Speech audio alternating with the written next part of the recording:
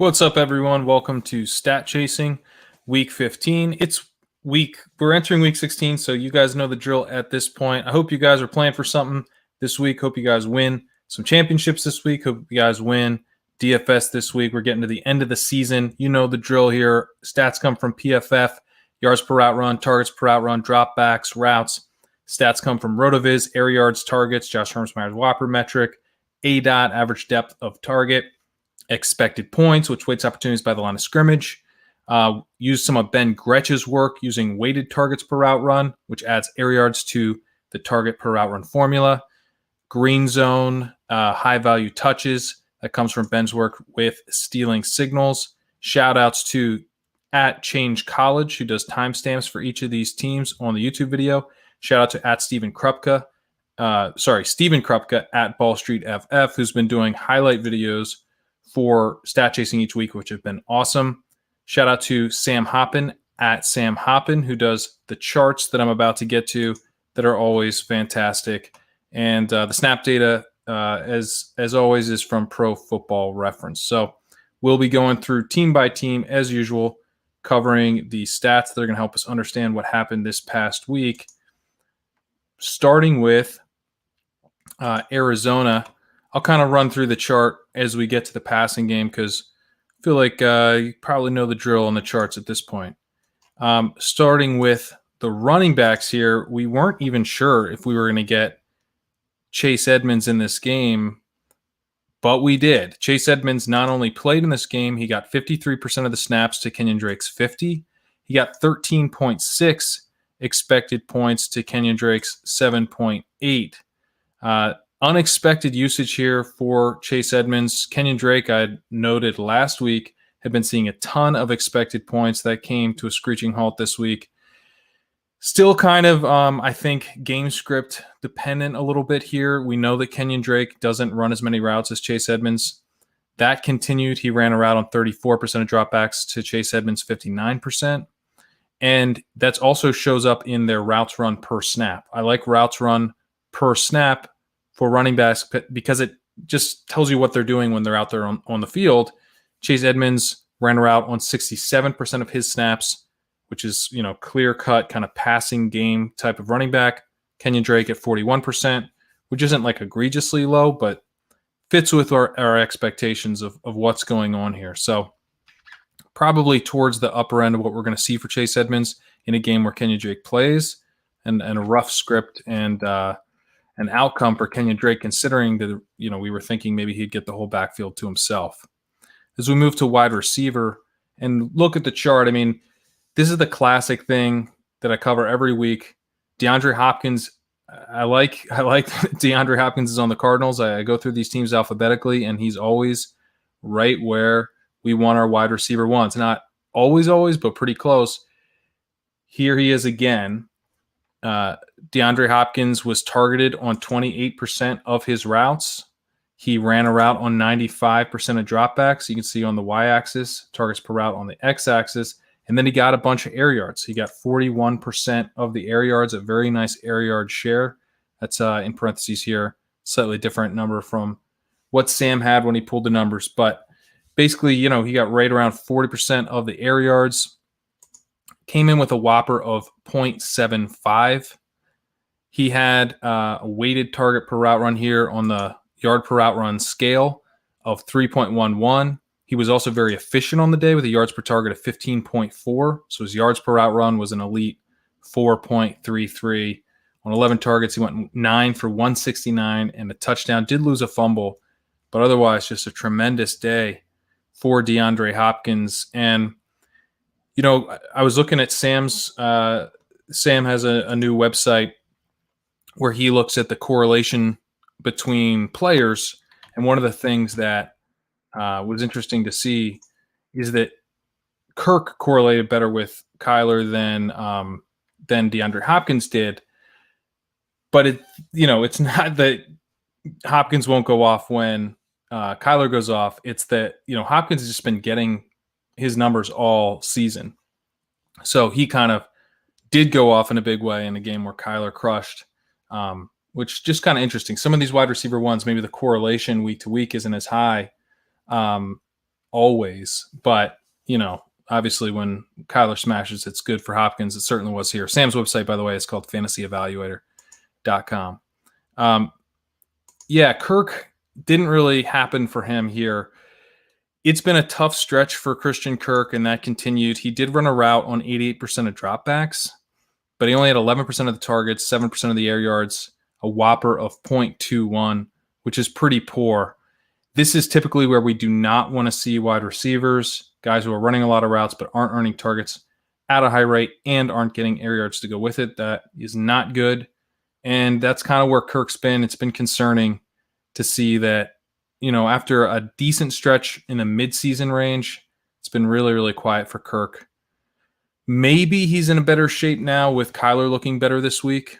I wouldn't rule out a strong close to the season for him. Larry Fitzgerald, not running a ton of routes here, only ran around on 61% of dropbacks, 11% of targets, 16% of air yards, 0.28 whopper. You're not playing Larry Fitzgerald to close out. Come on.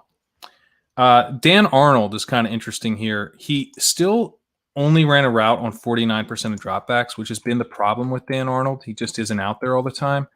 But that's better than where he's been recently, at least. He was at 39% last week, so he's up an additional 10% from 39% to 49%. He was down at 19% in week 13, which was really strange. That's where he scored 2 touchdowns. He went 2 for 61 with 2 touchdowns, but only ran 8 routes. So his usage has been strange, but 49% routes run per dropback is not terrible.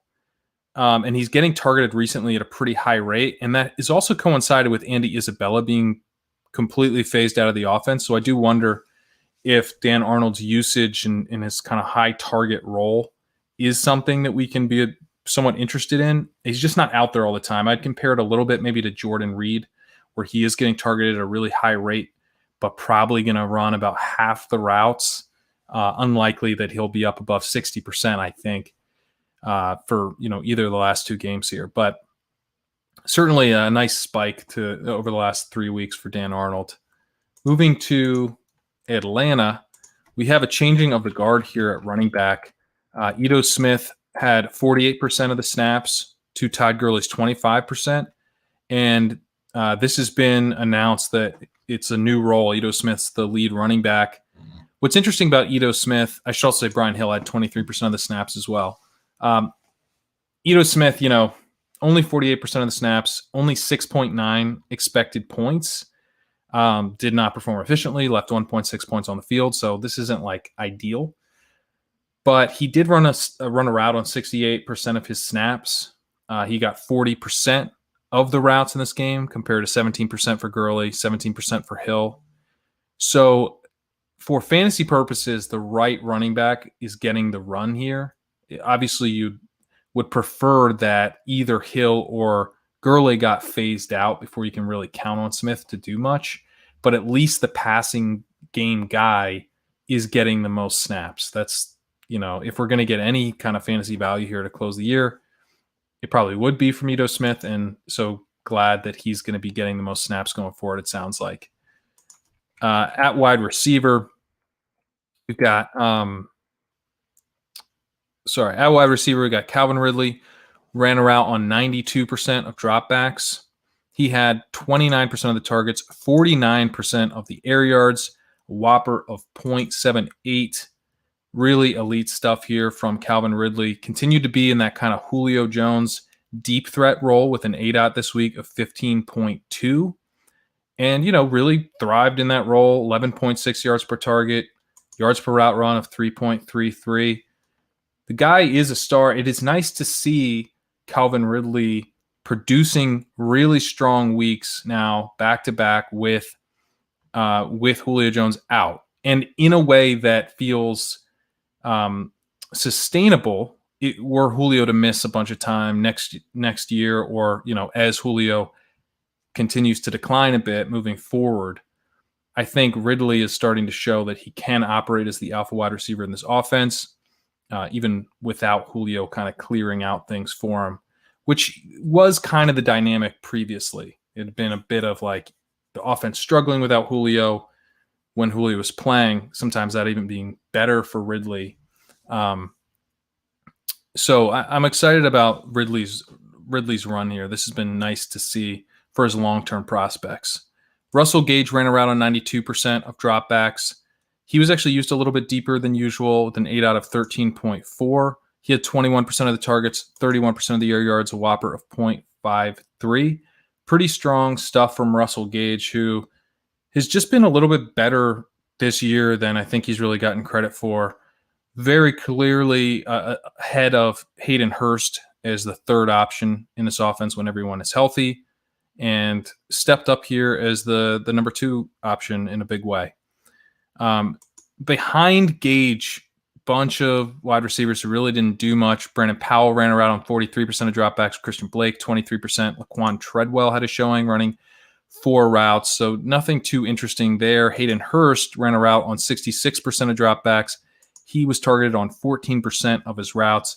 Really low 8 out of just 4.2. Ended up with a whopper of 0.19, which is really gross. Just unable to really be a big part of this offense.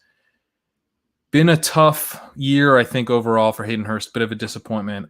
I'm guessing that he's probably in a pretty similar role next season, though, unless they bring someone else in. But, he is still going to be on a rookie contract. So, they can keep him cheaply in place. Wouldn't be the worst kind of later round dart throw tight end guy, I think. Let's see. Moving to Baltimore. At running back, we have Mark Ingram as a healthy scratch. I called this last week. It was trending that way. I'm sure other people are on this too, but did think that Ingram might actually end up as a healthy scratch. He did. J.K. Dobbins got 53% of the snaps. He got 11.2 expected points. He got 2 carries in the green zone, the area of the field from the 10 in. He did score one of those. So that's all pretty good, although the 11.2 expected points is not ideal. It's a little bit, it's kind of like a committee running back type of workload. And this was the concern, that even if Mark Ingram was not active or played a very small snap share like he did the week before, we still had Gus Edwards to contend with, and we did this week as well. Gus Edwards played 41% of the snaps. He had 8 expected points. He stole 2 green zone carries. Neither one of these guys was really a receiving weapon or used that much as a receiver. Edwards ran a route on 37% of his snaps, and Dobbins ran a route on 34% of his snaps. So you've got both guys operating as kind of traditional running backs. Justice Hill, although he only played 6 snaps, he ran a route on 67% of his snaps. So, I think you're looking at Hill getting mixed in a little bit as a receiving back, but more importantly, they're just not having the running backs run many routes in the first place.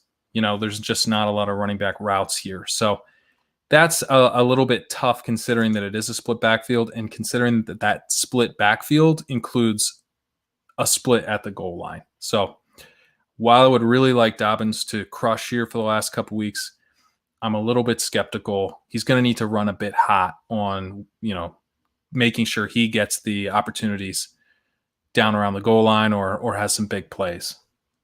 At wide receiver, we've got Marquise Brown running a route on 96% of dropbacks.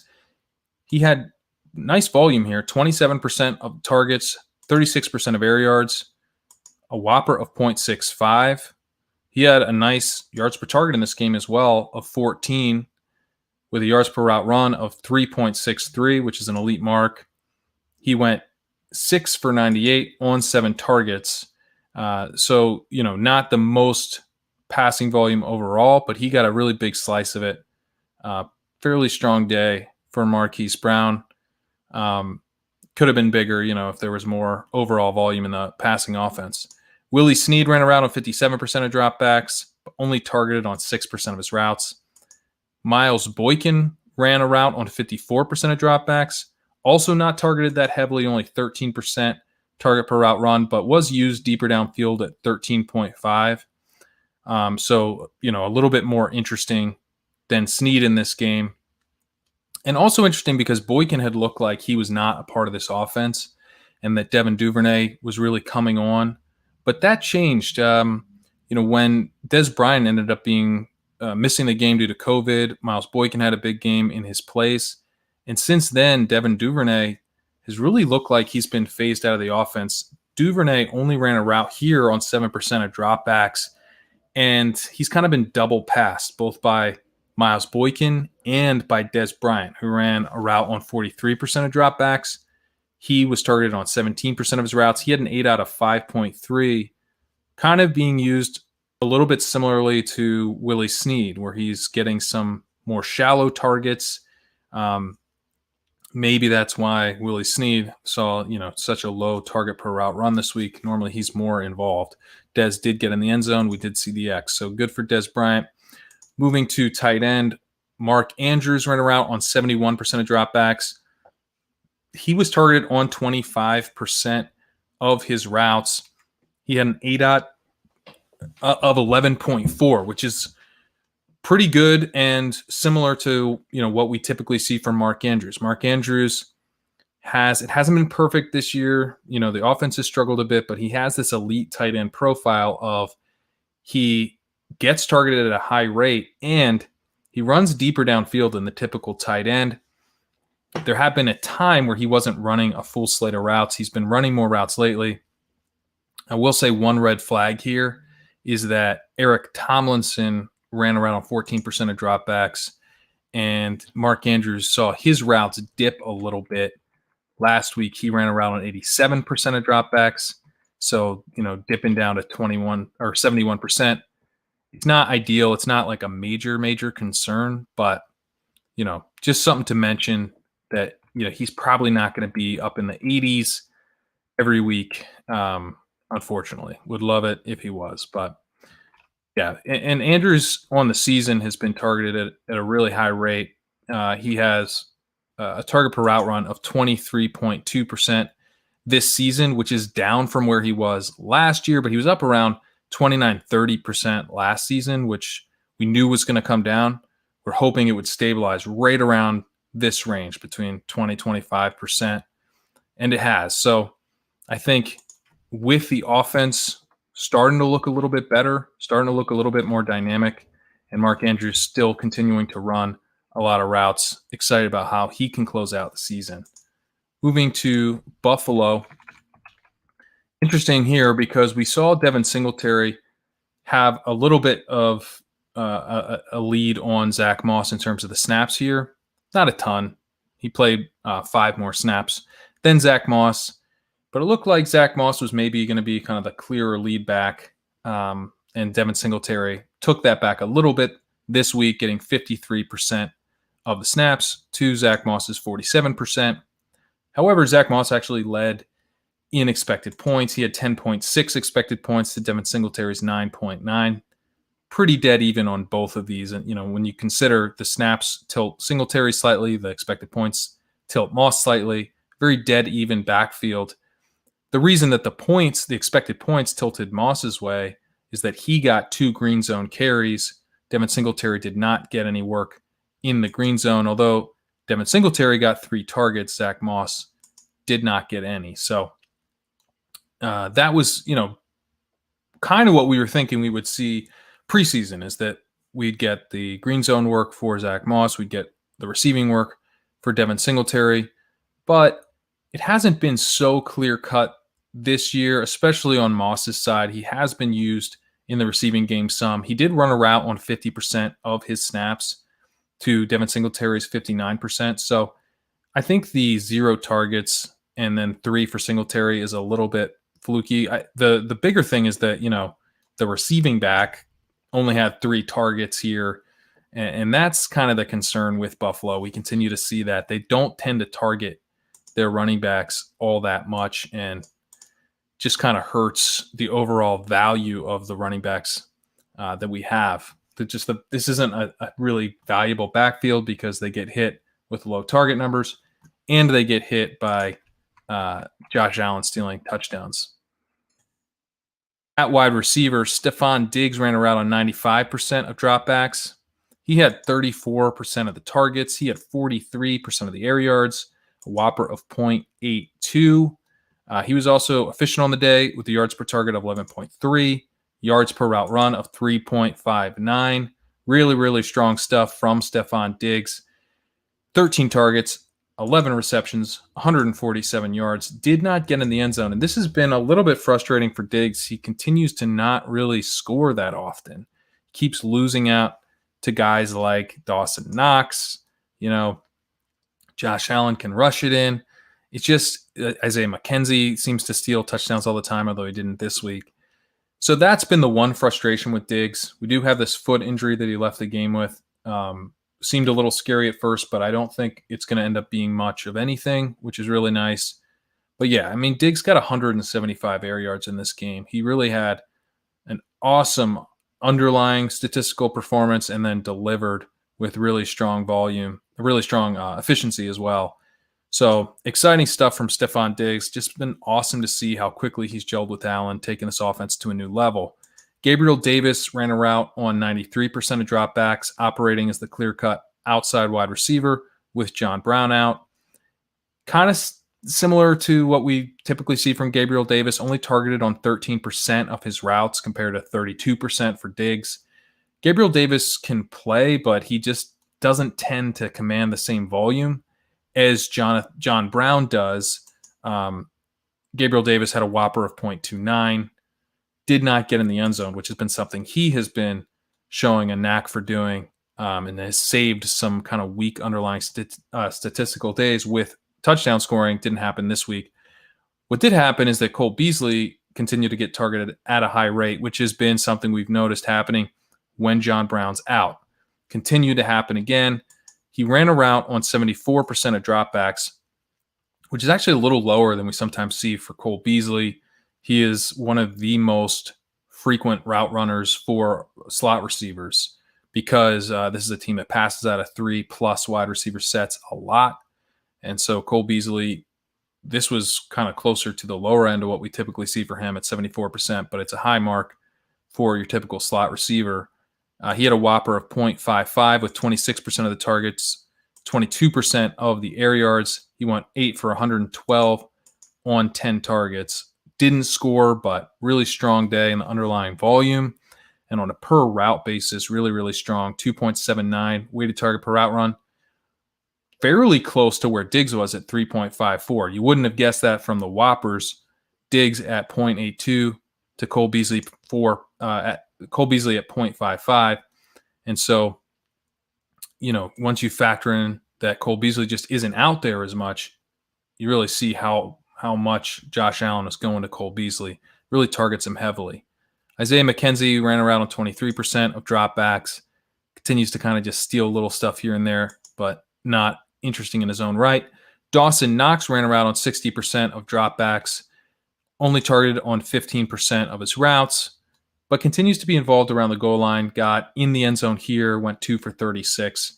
Dart throw only, but, on that 2-game slate I had him in that type of environment, he's pretty interesting, showdown type of stuff. Sure, that's kind of where you want to use him. He's not really someone you want to be starting. Obviously, in your championship week, that's going to be rough, but definitely in the dart throw conversation, not above that.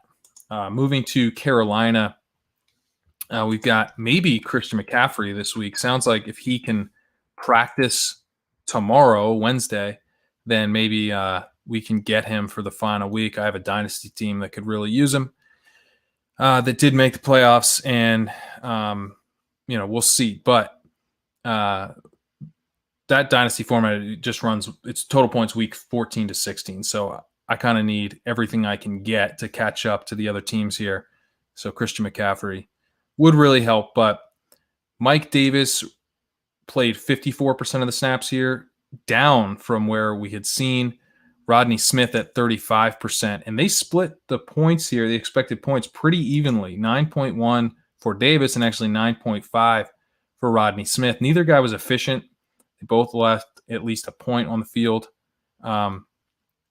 Interestingly, Rodney Smith ran a route on 58% of his snaps to 49% for Mike Davis. So Rodney Smith being used a bit more as the pass catcher, which is kind of not what I would have thought heading in. Like I would assume Mike Davis might lose more rushing work than receiving work, but Rodney Smith out-targeted him 4-2. So maybe none of this matters, but I'm certainly not that interested in Mike Davis, even if Christian McCaffrey doesn't end up playing.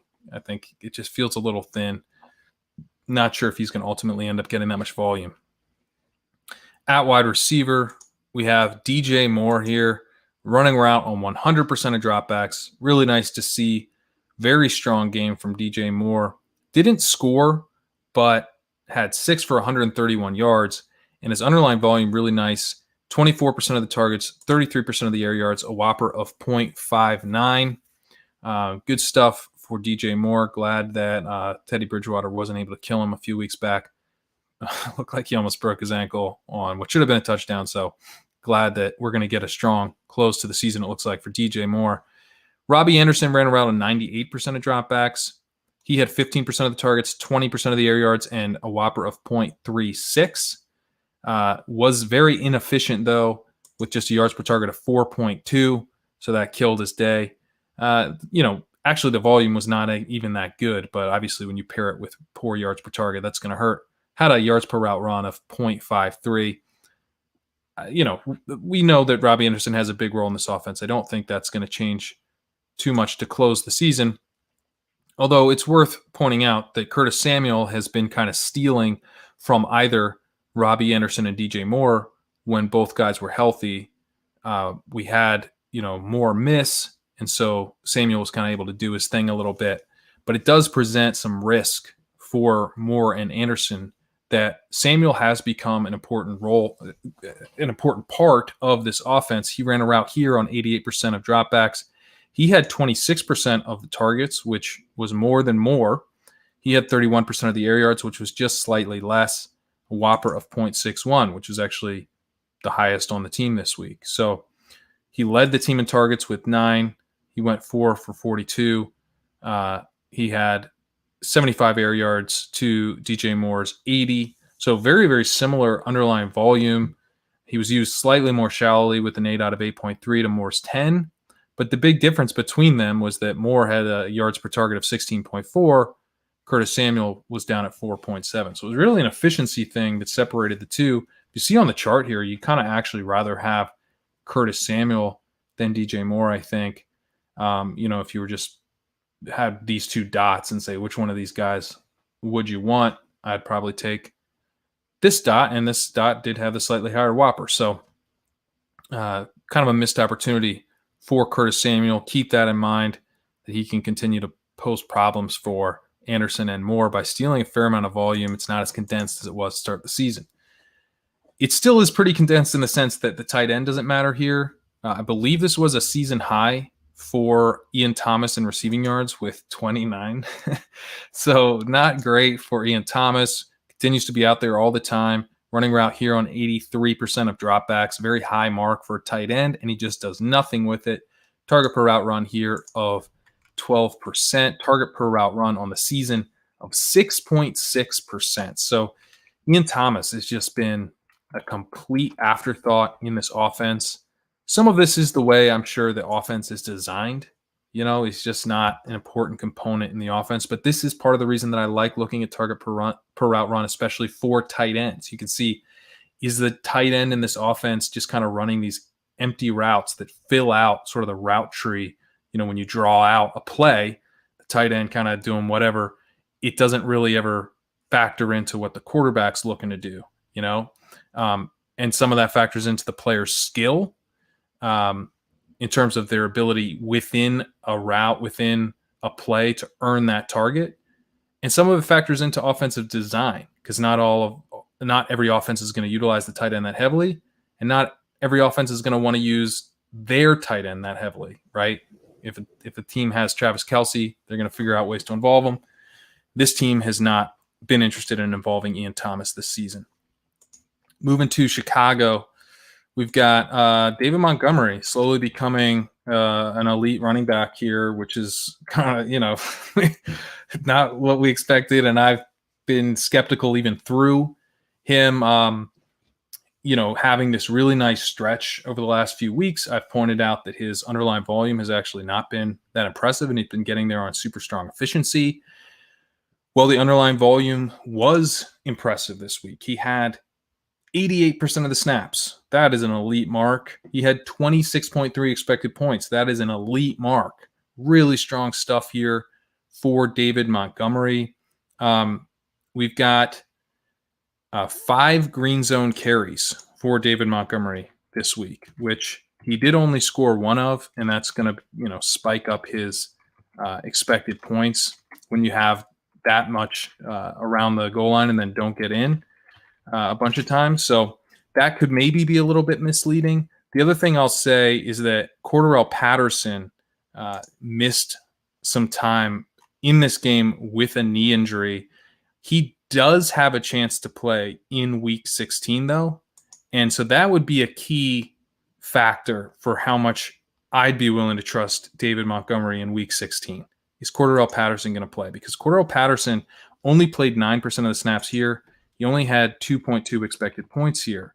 That is what opened up things so much, I think, for David Montgomery. The week before, David Montgomery lost 7.3 expected points to Cordarrelle Patterson. He lost 32% of the snaps to Cordarrelle Patterson. In week 13, Cordarrelle Patterson stole 13.5 expected points from David Montgomery and 25% of the snaps. So Cordarrelle Patterson has mattered for this offense. If he does not play in week 16, that's a big deal for David Montgomery. I think we could see a workload up around 20 points or above in terms of the expected point workload for David Montgomery if we don't get Cordarrelle Patterson. If we do, then I think that matters. He's been stealing work around the goal line. He has prevented David Montgomery from getting these huge workloads over the past few weeks in these awesome matchups. The problem is that David Montgomery has crushed on efficiency in these awesome matchups, even though he didn't have the workload. And so for DFS purposes, I was looking at the running backs. I expect David Montgomery is going to be pretty chalky, even though his prices started to rise. Obviously, if you have David Montgomery, you're starting him, even if Cordarrelle Patterson plays. But it would be a really bullish sign for David Montgomery if Patterson ends up missing week 16. Moving to wide receiver, Allen Robinson ran a route on 92% of dropbacks, target per route run of 25%, 24% of the air yards, 24% of the targets, 48% of the air yards, a whopper of 0.69. Pretty strong stuff from Allen Robinson here. Was efficient on his volume with the yards per target of 13.8, yard per route run here of 3.46. Only 26 dropbacks. That's the concern here. Similar, it's talking about Baltimore, how, could have been a bigger day for Marquise Brown if he had gotten more overall offensive volume. The Ravens only had 28 dropbacks in their game, only 26 dropbacks here for Chicago. This was, a game with the Vikings where it's kind of a runoff. Both teams just wanted to run it at each other constantly. And so that's just going to hurt Allen Robinson. But on a per route basis, he looked great. On a whopper basis, percentage of the receiving game, he looked great. Did only have 78 air yards, did only have 5 targets. So the raw volume, not ideal. And, I don't know we're going to get Jacksonville pushing them this week. So this is kind of life with Allen Robinson. Would be nice if he gets a new quarterback in 2021. Darnell Mooney, pretty interesting stuff here. Ran around on 92% of dropbacks. Had 24% of the targets, 23% of the air yards, a whopper of 0.52. He had an ADOT of 7.4. Now, one thing that jumped out to me here is that Anthony Miller only ran around on 38% of the dropbacks. Didn't see an injury for Anthony Miller. Looked like, this might have been something that came out of the Bears running a lot. But I also noticed Javon Wims ran around on 27% of dropbacks, which is more than we're used to seeing. Did Javon Wims play in the slot and hurt Anthony Miller's slot snaps? No. Javon Wims primarily played on the outside. Darnell Mooney played some in the slot. So you've got this set, it looks like, where you get Javon Wims Allen Robinson on the outside, and then Darnell Mooney kicks into the slot. Anthony Miller's not on the field. That's pretty interesting, especially as we think about what the Bears could look like in 2021. Darnell Mooney has not been great this year, but 1.08 yards per route run, I don't love that. The 6.7 yards per target is, not good. That's not good. That hurts. But he has had pretty strong volume for a rookie, whopper of 0.39 this year. We didn't expect anything from Darnell Mooney, and I'm, a little bit encouraged that they're using him in a versatile way now. He is still primarily an outside wide receiver, but he gets to kick in the slot here at times, and that's, I think, a little bit exciting. Shows that they're thinking about ways to get him involved a little bit more, even at the expense of a guy like Anthony Miller. So pretty clear that they favor Mooney and consider him an important part of their offense right now. Cole Kmet ran a route on 77% of dropbacks here. That is also very encouraging as we think about 2021. Jimmy Graham, this signing just did not work out. Ran a route on 38% of dropbacks. He isn't getting fully phased out, but I think he might end up getting cut after the season. We'll see. Obviously, if he does, that's very bullish for Cole Kmet. Cole Kmet has some more work to do in terms of showing that he can really be a primetime fantasy asset. Ran a route, has a yards per route run this year of just 0.94. He has a yards per target of 6.6. He's only been targeted on 14% of his routes. Those are all bad numbers. As we look at like Cole Kmet and what he's done, and then looking forward, it's not super exciting. But hey, for dynasty purposes, maybe there's a little bit of steam here on Cole Kmet if Jimmy Graham's cut and we get a potential selling window, which is something I might consider taking on Cole Kmet. Not that I don't think he's a good prospect. I do. I think he's a good prospect. But if there ends up being any kind of, maybe I'm going to be the one pumping him up, and then I'll be selling. I'm like, I'm going to get arrested for insider trading on Cole Kmet. All right, we can move over to Cincinnati. We had a pretty strong game here from the Bengals as a whole, but from Giovanni Bernard, who played 68% of snaps. He had 14.3 expected points. He scored a touchdown on a green zone rush. He also caught a touchdown, got one target, and he went 14 yards for a touchdown on that target. Pretty strong game, added 8.4 points in efficiency. And he had a clear lead over Samaje Perine, who only played 21% of snaps. Travion Williams down at 12%. So Bernard looking like the clear lead back here as Mixon continues to be out. Interesting enough, Giovanni Bernard only ran a route on 16% of his snaps. He was like a clear-cut kind of like two-down grinder. The other guys ran a route on 42 and 43% of their snaps. So not really sure what the deal is with that. Gio, you would think, would be out there more on the passing plays, but that wasn't the case this week. But yeah, he's definitely got a little bit of a lead over these other two guys going forward, I think. At wide receiver, got Tyler Boyd left the game with a concussion, so he only ran a route on 38% of dropbacks.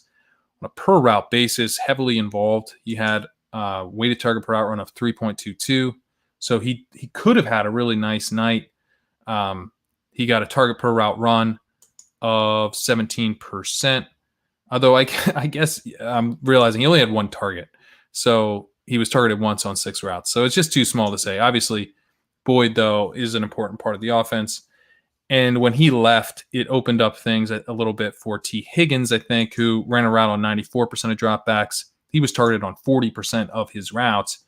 He had 46% of the targets, 32% of the air yards. He had a whopper of 0.92. So T. Higgins really did become an alpha wide receiver for this week. You see him on the chart here. This is really impressive to get targeted at this high of a rate, to get targeted 6 times on 15 routes.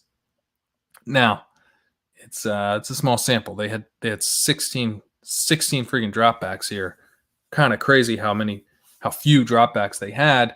And so that's going to potentially skew a lot of these percentage numbers that I like to look at. AJ Green ran around on 94% of dropbacks. He had 23% of targets, 26% of air yards, a whopper 0.53. Pretty solid day for AJ Green in terms of the underlying volume. And AJ Green had a yards per target of 13.3, which is actually pretty good. T. Higgins, by the way, only 5.2, so didn't capitalize on, strong percentage volume, but 6 targets. 6 targets for him, 3 targets for AJ Green. Drew Sample continues to run a lot of routes here, ran around on 75% of dropbacks. That little brief interval where he was getting targeted heavily seems to have passed, only targeted on 8% of his dropbacks, or of his routes here.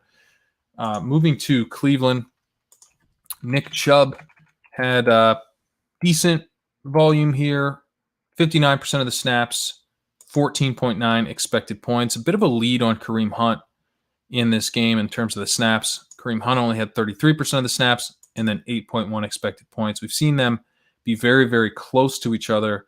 Nick Chubb pulling away a little bit this week, and that's nice for Chubb owners. You get 14.9 expected points. That's not near elite, but it's a decent workload. He had 4 green zone carries. He scored one of them. He also got a green zone target. I don't believe this includes it, but he did have a touchdown called back due to a chipping penalty or a clipping penalty on the offensive line. Chubb had 15 attempts for 50 yards and a touchdown. Hunt had 7 attempts for 21 yards. And Chubb also had 2 targets in this game, 2 Hunt's 3. So nice to see him getting used there. Kind of interesting. Would for DFS purposes, if Hunt is going to be used in kind of more of a 2-to-1 type of role with Kareem Hunt, that's a big deal. Dearness Johnson was involved here a little bit, but it was just in garbage time as they were running out the clock. They put him in. Moving to wide receiver, Jarvis Landry ran a route on 80% of dropbacks. He had 27% of the targets, 22% of the air yards, a whopper of 0.55. Very strong on a per target or per route basis. Weighted target per route run of 2.52. Targeted on 29% of his routes. So pretty strong game for Jarvis Landry in the underlying volume. Did only have a yards per target of 7.6, but we know that Jarvis Landry can have strong days, so not worried about that. Rashard Higgins ran a route on 83% of dropbacks. He had a really deep ADOT here of 17.2, continues to operate more in that Odell Beckham type of role. Had a whopper of 0.51. Pretty strong underlying volume for him here, and he had a yards per target of 15.2, yards per route run of 2.62. So good stuff again from Rashard Higgins. He's been pretty solid replacing Odell Beckham.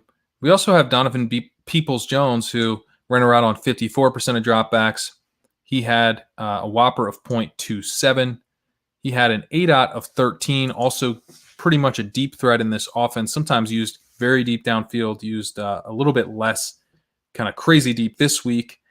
And he had a really nice yards per target of 18.3. So Peoples-Jones, I think, is starting to look like someone who is a target in the offseason for your dynasties. He's going to be someone to take like a really late stab on in redraft. He has a 2.36 yards per route run on the season.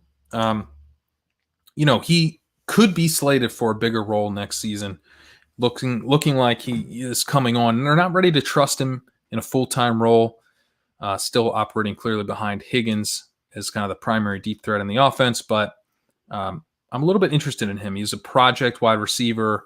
He was very athletic, showed very well in the combine testing, but he slipped in the draft from where I thought he might go, and it looked like he maybe wasn't going to emerge this year. The fact that he is starting to emerge down the stretch, I think, is pretty bullish.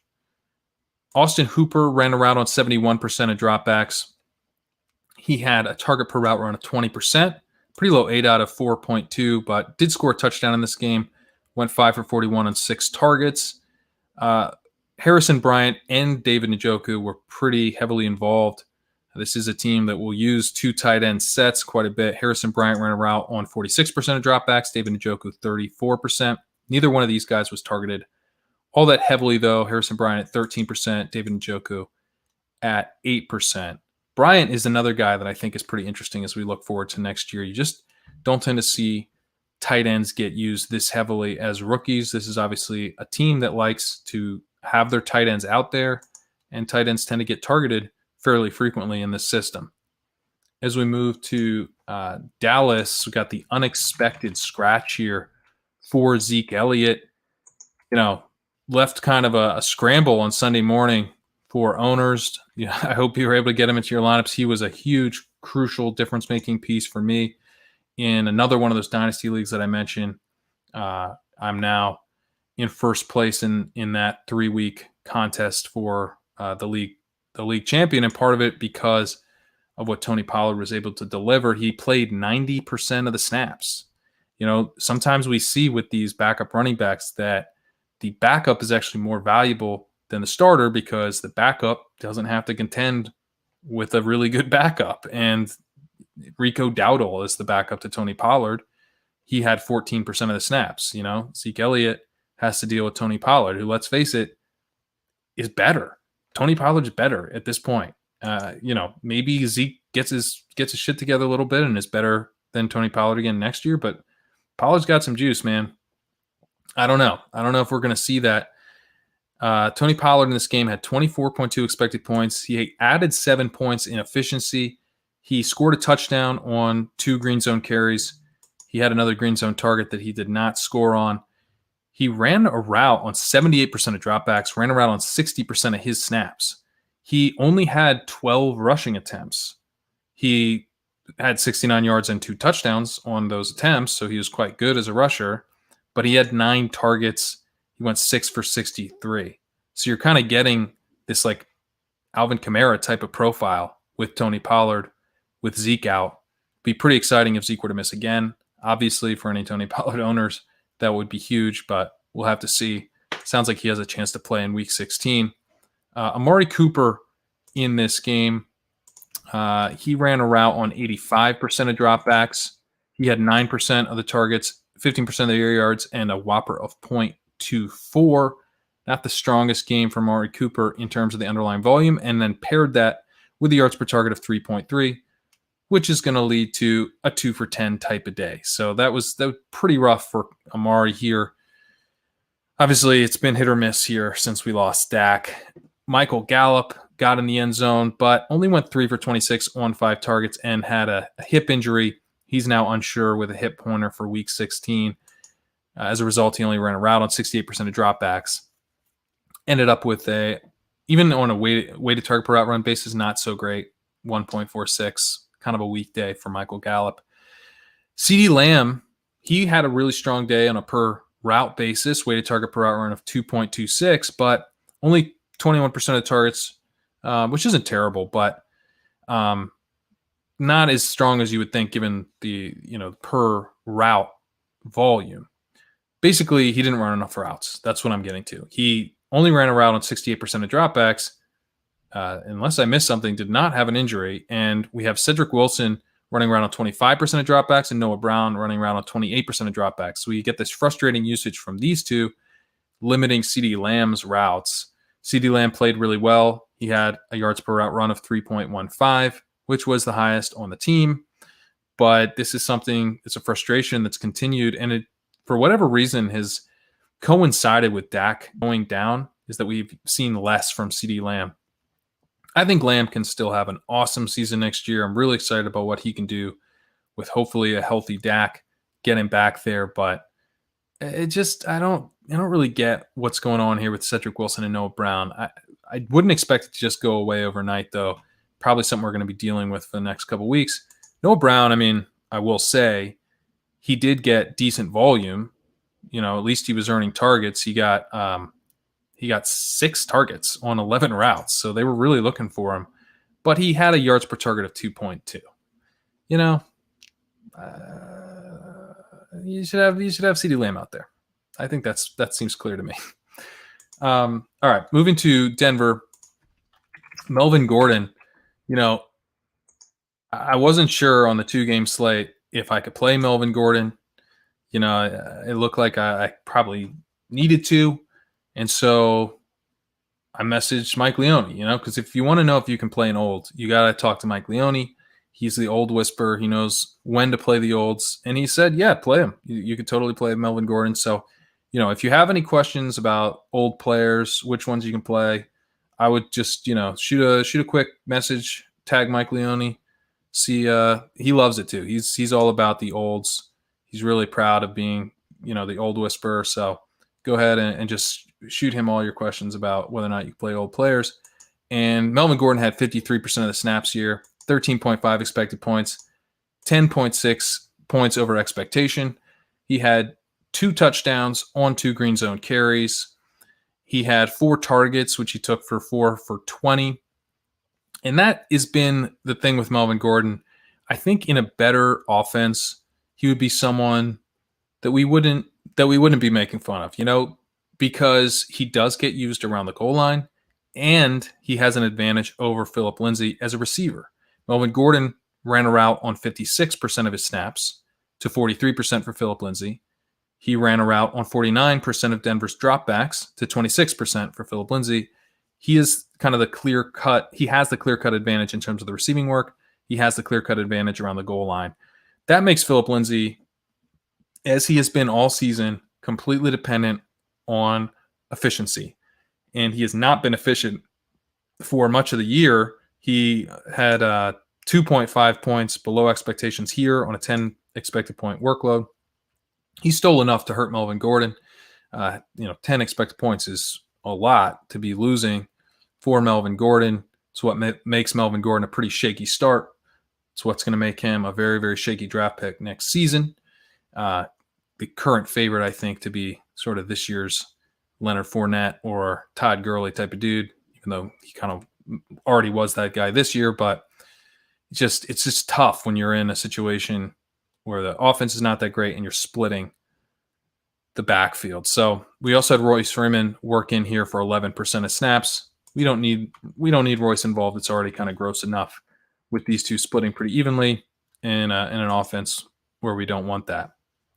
Jerry Jeudy ran a route here on 92% of dropbacks.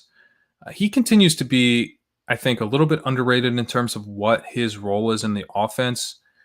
He was not targeted at a high rate. He was only targeted on 14% of his routes, but he had an 8 out of 11.6. He is used deeper downfield. He is basically their primary deep threat. KJ Hamler is sort of a deep threat specialist typically, but Jeudy is just out there a lot more than Hamler typically. And Jeudy had a whopper of 0.57, which led all wide receivers. 48% of the air yards you can see here on the chart. Pretty nice, just not targeted heavily enough. That was the problem. The guy who stole all of those targets was Noah Fant. And Noah Fant, he had 11 targets in this game on 24 routes. He was targeted on 46% of his routes. He had 34% of the targets here, 43% of the air yards, an elite whopper of 0.82. That's like elite for a wide receiver. And on a per route basis, 3.79 weighted target per route run. Really, really strong. This just an elite day. And Noah Fant is a guy that I think he could have a really strong season next year.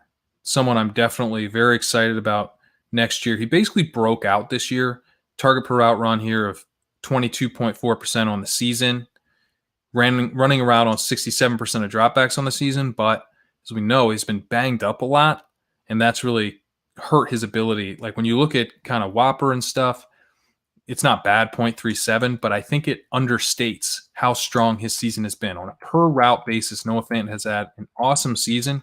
I'm very excited about Noah Fant. Looking forward to 2021 if we can get better health out of him. Moving to Detroit, another team with an exciting young tight end. We've got DeAndre Swift here. He had a really nice game. His snaps were up from last week, which was the hope, right? He came back. He had 53% of the snaps last week. He had 13.4 expected points last week. This week, he had 65% of the snaps and 20.2 expected points. So it was simple this week, right? It's like he's going to get an even bigger share of the snaps. He's going to get an even bigger workload because they're kind of working him back in, and that's exactly what happened. Doesn't always work out quite so seamlessly. He had 4 green zone carries in this game. He scored 2 touchdowns. He did lose a fumble right at the goal line as well, which obviously really, really stung. He was leaping into the end zone. Guy just punched it right out. But he got green zone work after that, which is just huge. You don't want to see him lose the fumble and then not get used around the goal line after that. So really, really happy to see DeAndre Swift getting more work. DeAndre Swift having the confidence of the coaches to keep using him around the goal line after the fumble. All of that's awesome. Adrian Peterson had 25% of the snaps. He was also used around the goal line, which I didn't love, with 2 green zone carries. Kerrane Johnson, luckily not really involved, had 0 expected points and 11% of the snaps. He ran around on 71% of his dropbacks. So he ran around on 71% of his snaps. So when he was out there, he was that's what he was doing. He was out there to run routes. DeAndre Swift ran around on 60% of his snaps. Pretty strong mark. He is going to continue to be a big part of the receiving game there. So it wasn't like, I don't think we're going to get Swift up to like 80% of the snaps to close the year, but that's not what we need with Swift, right? He is a guy where we can get 20.2, an elite workload in terms of expected points from Swift without an elite snap share, because he gets used heavily around the goal line and he gets targets. That's why, Swift from a dynasty perspective remains the running back that I'm the most excited about, because we don't need as many touches for him to score a bunch of fantasy points, right? So that's like the most ideal thing. You don't have to worry quite as much with injury with him, because he just can score fantasy points on a per touch basis at such a high rate. He's got the Alvin Kamara type of profile, basically. So really, really happy to see DeAndre Swift back there getting a ton of work, getting more work even than he had last week. Marvin Jones has been impressive here with running around on 100% of dropbacks. He had 32% of the targets, 35% of the air yards, a whopper of 0.73. He had 12 targets for 10 receptions, 112 yards, and a touchdown. I've been kind of, just unimpressed with Marvin Jones this year overall, and he has had pretty solid volume filling in for Kenny Galladay. He's got a whopper of 0.5 this year. He just, I don't know, his yards per route run is 1.41, so it's not like he's been off the charts awesome or anything, but he's got a stretch here where he's just been better in a Kenny Galladay replacement role than I thought he really had any chance of being. So, as we close things out here, I guess he's a little bit interesting just because he has started to come on in that Kenny Galladay replacement role. Mohamed Sanu ran around on 71% of dropbacks, started to become close to a full-time player in this offense here. He had 14% of the targets, 11% of the air yards, and a whopper 0.28. Danny Amendola down at 46% routes run per dropback. He had a whopper of 0.23. Quintus Cephas, very involved on a per route basis, whopper of 0.28, but only ran a route on 39% of dropbacks. He was actually almost as involved as Marvin Jones on a per route basis. He had a weighted target per route run of 2.9 to 2.95 for Marvin Jones, so very, very close. And he was actually more efficient, yards per target of 12 to 9.3 for Marvin Jones. So Quintus Cephas, he only went 1 for 36, but he had 3 targets. He had an 8 out of 26.3. I've never really understood this with Cephas. He's slow, but they use him as a deep threat. So, I don't know. But, hey, he got pretty decent volume on a per route basis. I guess he's just not out there enough. But maybe like long-term, they view him as a potential replacement for Marvin Jones. I still don't really understand why that would be, but that is the signal that we're getting from the team. TJ Hawkinson ran a route on 78% of dropbacks here. Really nice to see that. He had an 8 out of 9.2, pretty solid. He had 11% of targets, 10% of air yards, a whopper of 0.24, yards per target of 4.5. So he delivered 2 for 18, which was disappointing for sure, but very excited to see him running almost 80% of routes. This has been the story with Hawkinson. just wasn't running enough routes early in the season, and now we're starting to see him run more routes. You know, he had 76% last week, so starting to see him now between the 75 and 80% range, and that is very important for TJ Hockenson to be able to deliver elite tight end volume, elite tight end production, rather. As we look ahead to 2021, TJ Hockenson also looks like someone who's just going to be a really strong draft pick. He has a target per route run of 21.5% on the season, yards per target of 7.8, yards per route run of 1.67, a whopper of 0.38. So not super strong from like a whopper perspective, but on the season, he's run around on 71% of dropbacks. If we can project him to be up around 75 to 80% in 2021, getting targeted at a high rate, and this offense potentially functioning a little bit better, then it could be a really nice season for TJ Hockenson. My concern with TJ Hockenson, my main concern is that we're going to have a coaching change. We may not have Kenny Golladay back, who's a free agent, and I think Kenny Golladay helps keep this offense really effective. It's similar to what we've often seen with the Falcons when Julio Jones is out, hurts the whole offense. And I think similar things happen with Kenny Golladay. It just affects the Lions' overall offensive effectiveness. So I wouldn't necessarily want to trust TJ Hockenson as like the primary weapon in Detroit, although, hey, it might mean a lot of targets. So we'll have to see. At running back, Aaron Jones played on 90% of the snaps here. We did have an injury for Jamal Williams, which is going to explain a lot of that. But Aaron Jones had 15.3 expected points. He had 9.5 points over expectation, 2 green zone carries, a green zone touchdown. He went 20 for 145 and 1. He had 4 targets for 3 and 13 through the air. The injury to Jamal Williams allowed A.J. Dillon to get a tiny, tiny bit of run. He got 1 attempt for 18 yards. Pretty nice run. So that, we might see a little bit more A.J. Dillon down the stretch. I have to say, A.J. Dillon, I mean, you guys know that I don't mind a running back with a lost rookie year. So we'll have to see where his ADP ends up next season. But it's possible Aaron Jones and Jamal Williams are gone next year. Both are free agents. At wide receiver, this is like a floor game for Davante Adams, 7 for 42 on 10 targets, but he had the underlying volume here. He ran around on 97% of dropbacks.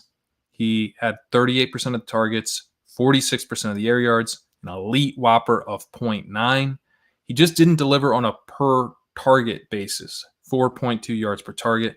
We know that doesn't really matter, especially for guys like Davante Adams. It's like yards per target, I think, can factor in if they're trying to assess, do we want this guy to be a huge part of our offense or not? There's no question about Davante Adams' role in the offense. So this was just kind of a blip.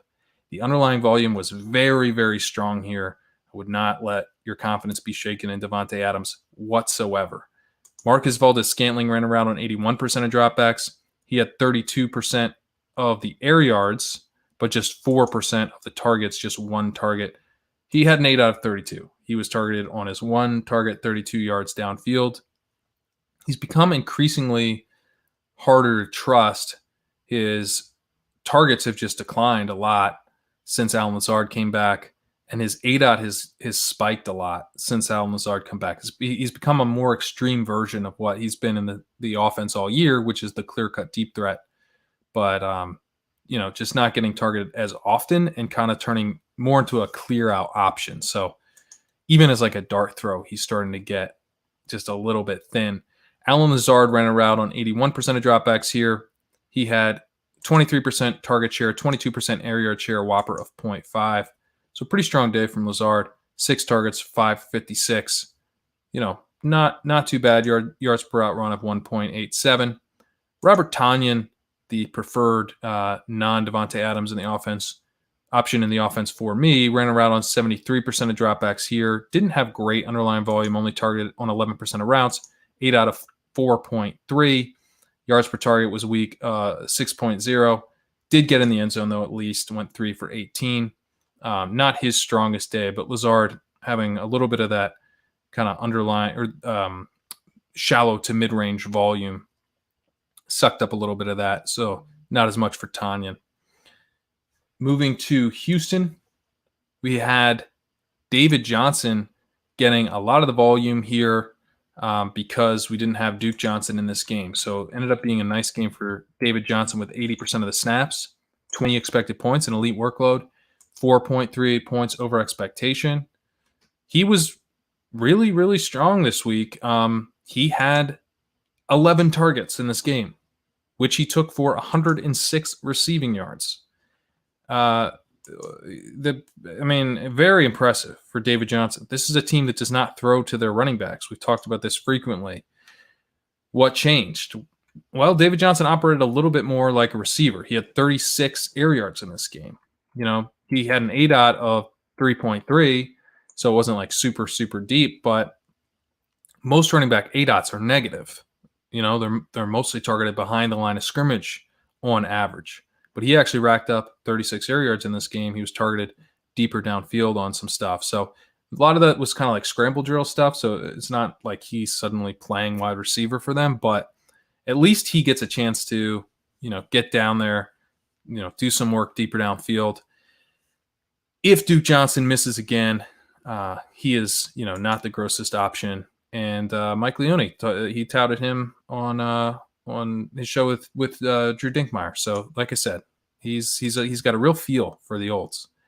As we move to wide receiver, Brandon Cooks ran a route on 100% of dropbacks. He had 25% of the air yards, 18% of the targets. So not targeted super heavily, at a high rate, just 14% target per route run, but decent 8 out of 10.7. 8.4 yards per target, went 6 for 59 on 7 targets. Didn't get in the end zone. His other two wide receiver running mates did. Chad Hansen ran a route on 92% of dropbacks. He had a 15 ADOT. He has been, we were trying to figure out what these replacement roles were going to look like. He has kind of operated as the Will Fuller in this offense. He had an ADOT here of 15, has replaced Will Fuller as like the deep threat. He was very efficient on his targets, which was good because he only got 3 of them. He had a 27.5 yards per target, went 2 for 55 and a touchdown on 3 targets. So, Chad Hansen is, I would say, much closer to Jalen Guyton than he is to Will Fuller, but that's the role he's playing in the offense, kind of the clear-cut deep threat. Kiki QT ran a route on 82% of dropbacks, 7.6 ADOT. He had a whopper of 0.4, so pretty heavily involved. Did lose the back-breaking fumble in the end zone, or into the end zone, I should say, to close the game. Did get in the end zone for a touchdown earlier in the game, went 5-53. But this is a game that could have potentially gone to overtime if he's able to get in the end zone there or just not fumble it away and they're able to get in afterwards. So that was a frustrating way for the game to end and for Kiki QT's game to end. Jordan Akins ran a route here on 59% of dropbacks. Not a ton, not really a true full-time role. Target share 16%. Targeted on 21% of his routes at least. Cahill Waring, I just want to mention him. Interesting name. If he's available in some shallower dynasty leagues, or you can kind of get him on waivers like post-rookie draft if there's cut downs or whatever. He's definitely someone, particularly in tight end premium, to just keep in mind.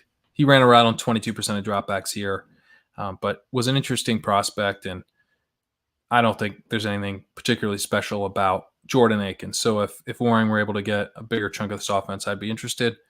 Moving to Indianapolis, we had Jonathan Taylor take a really nice chunk of the offense here with 70%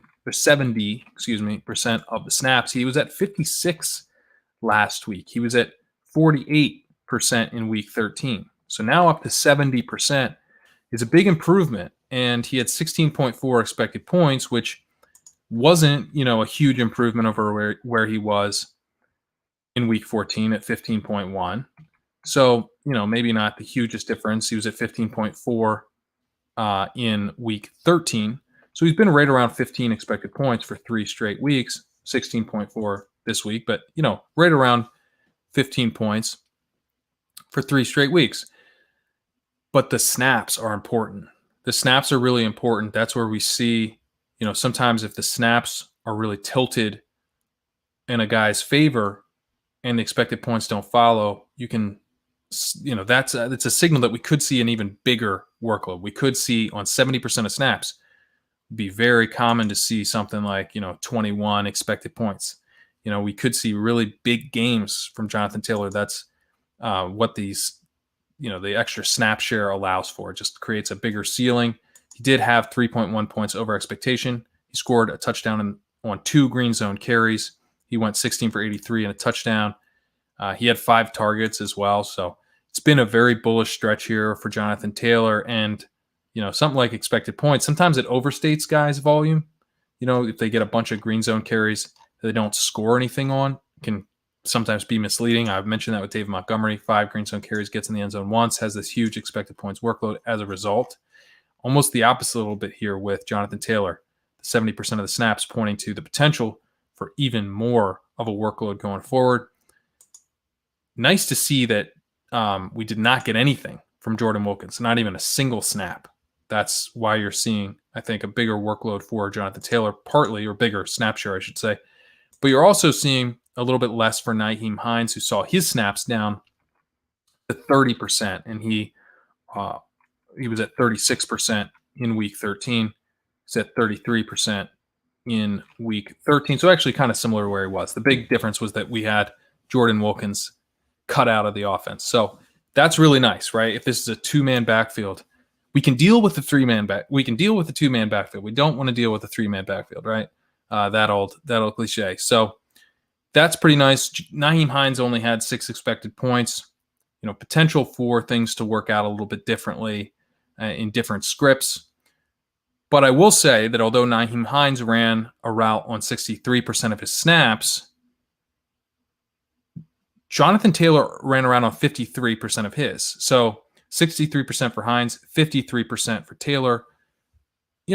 There's definitely a lean towards Hines in terms of running routes, but it's similar to, this is kind of this isn't the best comparison, but it's a little similar to like what jumps out to me from the Rams, where yes, Malcolm Brown is going to run. He is like a clear-cut passing down back, but they weren't taking Cam Akers off the field anytime they needed to run, have him run a route. They didn't not trust him to run routes. Same with Jonathan Taylor. If they end up in like a situation where they're just constantly passing 2-minute drill, type of situation, or they're just down a ton, you're going to see a lot more Nyheim Hines. But it's not like anytime they need a running back running a route, Nyheim Hines is on the field. When Jonathan Taylor was on the field, more than half the time, what he was doing was running a route, which is pretty bullish considering, again, his biggest red flag entering the NFL was his receiving ability. At wide receiver, this was a Zach Pascal game. He had a route run on 87% of dropbacks. He had 21% of the targets, 33% of the air yards, and a whopper of 0.54. He also was pretty efficient, 13.2 yards per target, elite yards per route run of 3.04, 2 touchdowns. This has been an unpredictable receiving core. It continued this week. T.Y. Hilton chalk week did not go that great. He had 4 for 71, didn't get in the end zone. He was targeted on 25% of his routes, though. He had a pretty strong volume, actually. Whopper 0.58 was better than Pascal, so kind of fluky here for Hilton. Like if you played Hilton here, the underlying thesis of the play was actually there. You could have had a really nice day if he just gets in the end zone. Michael Pittman only had a whopper of 0.25. He ran around on 80% of dropbacks. This continues to be the story, though, with Michael Pittman. He is out there a lot, but does not get targeted at any kind of rate that we want. He's run a route this season on 79% of dropbacks, right? That includes only games that he has played. So when he's played, he's been out there. He's been a full-time player, basically, but doesn't get targeted at a high rate, 15.9% target per route run. So it's just been, And that 15.9% is low considering Michael Pittman's ADOT. He has an ADOT on the season of 7.6. So he's not some deep threat that can survive on a fairly low target per route run. He really needs a target per route run closer to like 20% before we're interested. He's at just below 16%. So Pittman is someone that I'm not that bullish on right now. The bull case would be that he got on the field and they want him to be a part of the offense. They want him to be their number one guy, I think. But depending on where his ADP is, maybe I'll take some shots. If he ends up being, priced around some of the other second-year wide receivers that I'm going to like more in terms of the prospect profile, in terms of what they did, earning targets. I'm not expecting to be that bullish on Michael Pittman. I wasn't bullish on him as a prospect. Jack Doyle here continues to ruin our lives. He ran around on 50% of dropbacks. Trey Burton ran around on 50% of dropbacks, and Mo Alley Cox on 30% of dropbacks. If it was just Trey Burton and Mo Alley Cox, both might be kind of interesting, but Jack Doyle stealing 50% of the routes, just not going to cut it. We can't play any of these guys. Moving to Jacksonville, James Robinson had a high ankle sprain here. We now have to figure out what the heck this backfield is going to look like. It's probably going to look pretty gross because Dare Ogunbowale is going to be playing a lot. He had 24% of the snaps in this game. He only had 2.3 expected points, though. He ran around on 57% of his snaps. That's kind of what he does. He runs routes. But, 57% isn't actually that high for Ogunbowale, which is a sign, that they did use him a little bit as a rusher. He ran around on 68% of his snaps in week 14. He ran around 80% of his snaps in week 13. So 57%, like I said, not as high of a rate, and a little bit of a sign that maybe he would be used as the rusher, as the primary rusher. It's possible. I don't know if I can't play Dare Ogunbowale. I'll tell you that much. But if you wanted to play him, I don't even know what he's priced at, but it's got to be really cheap. Maybe the minimum.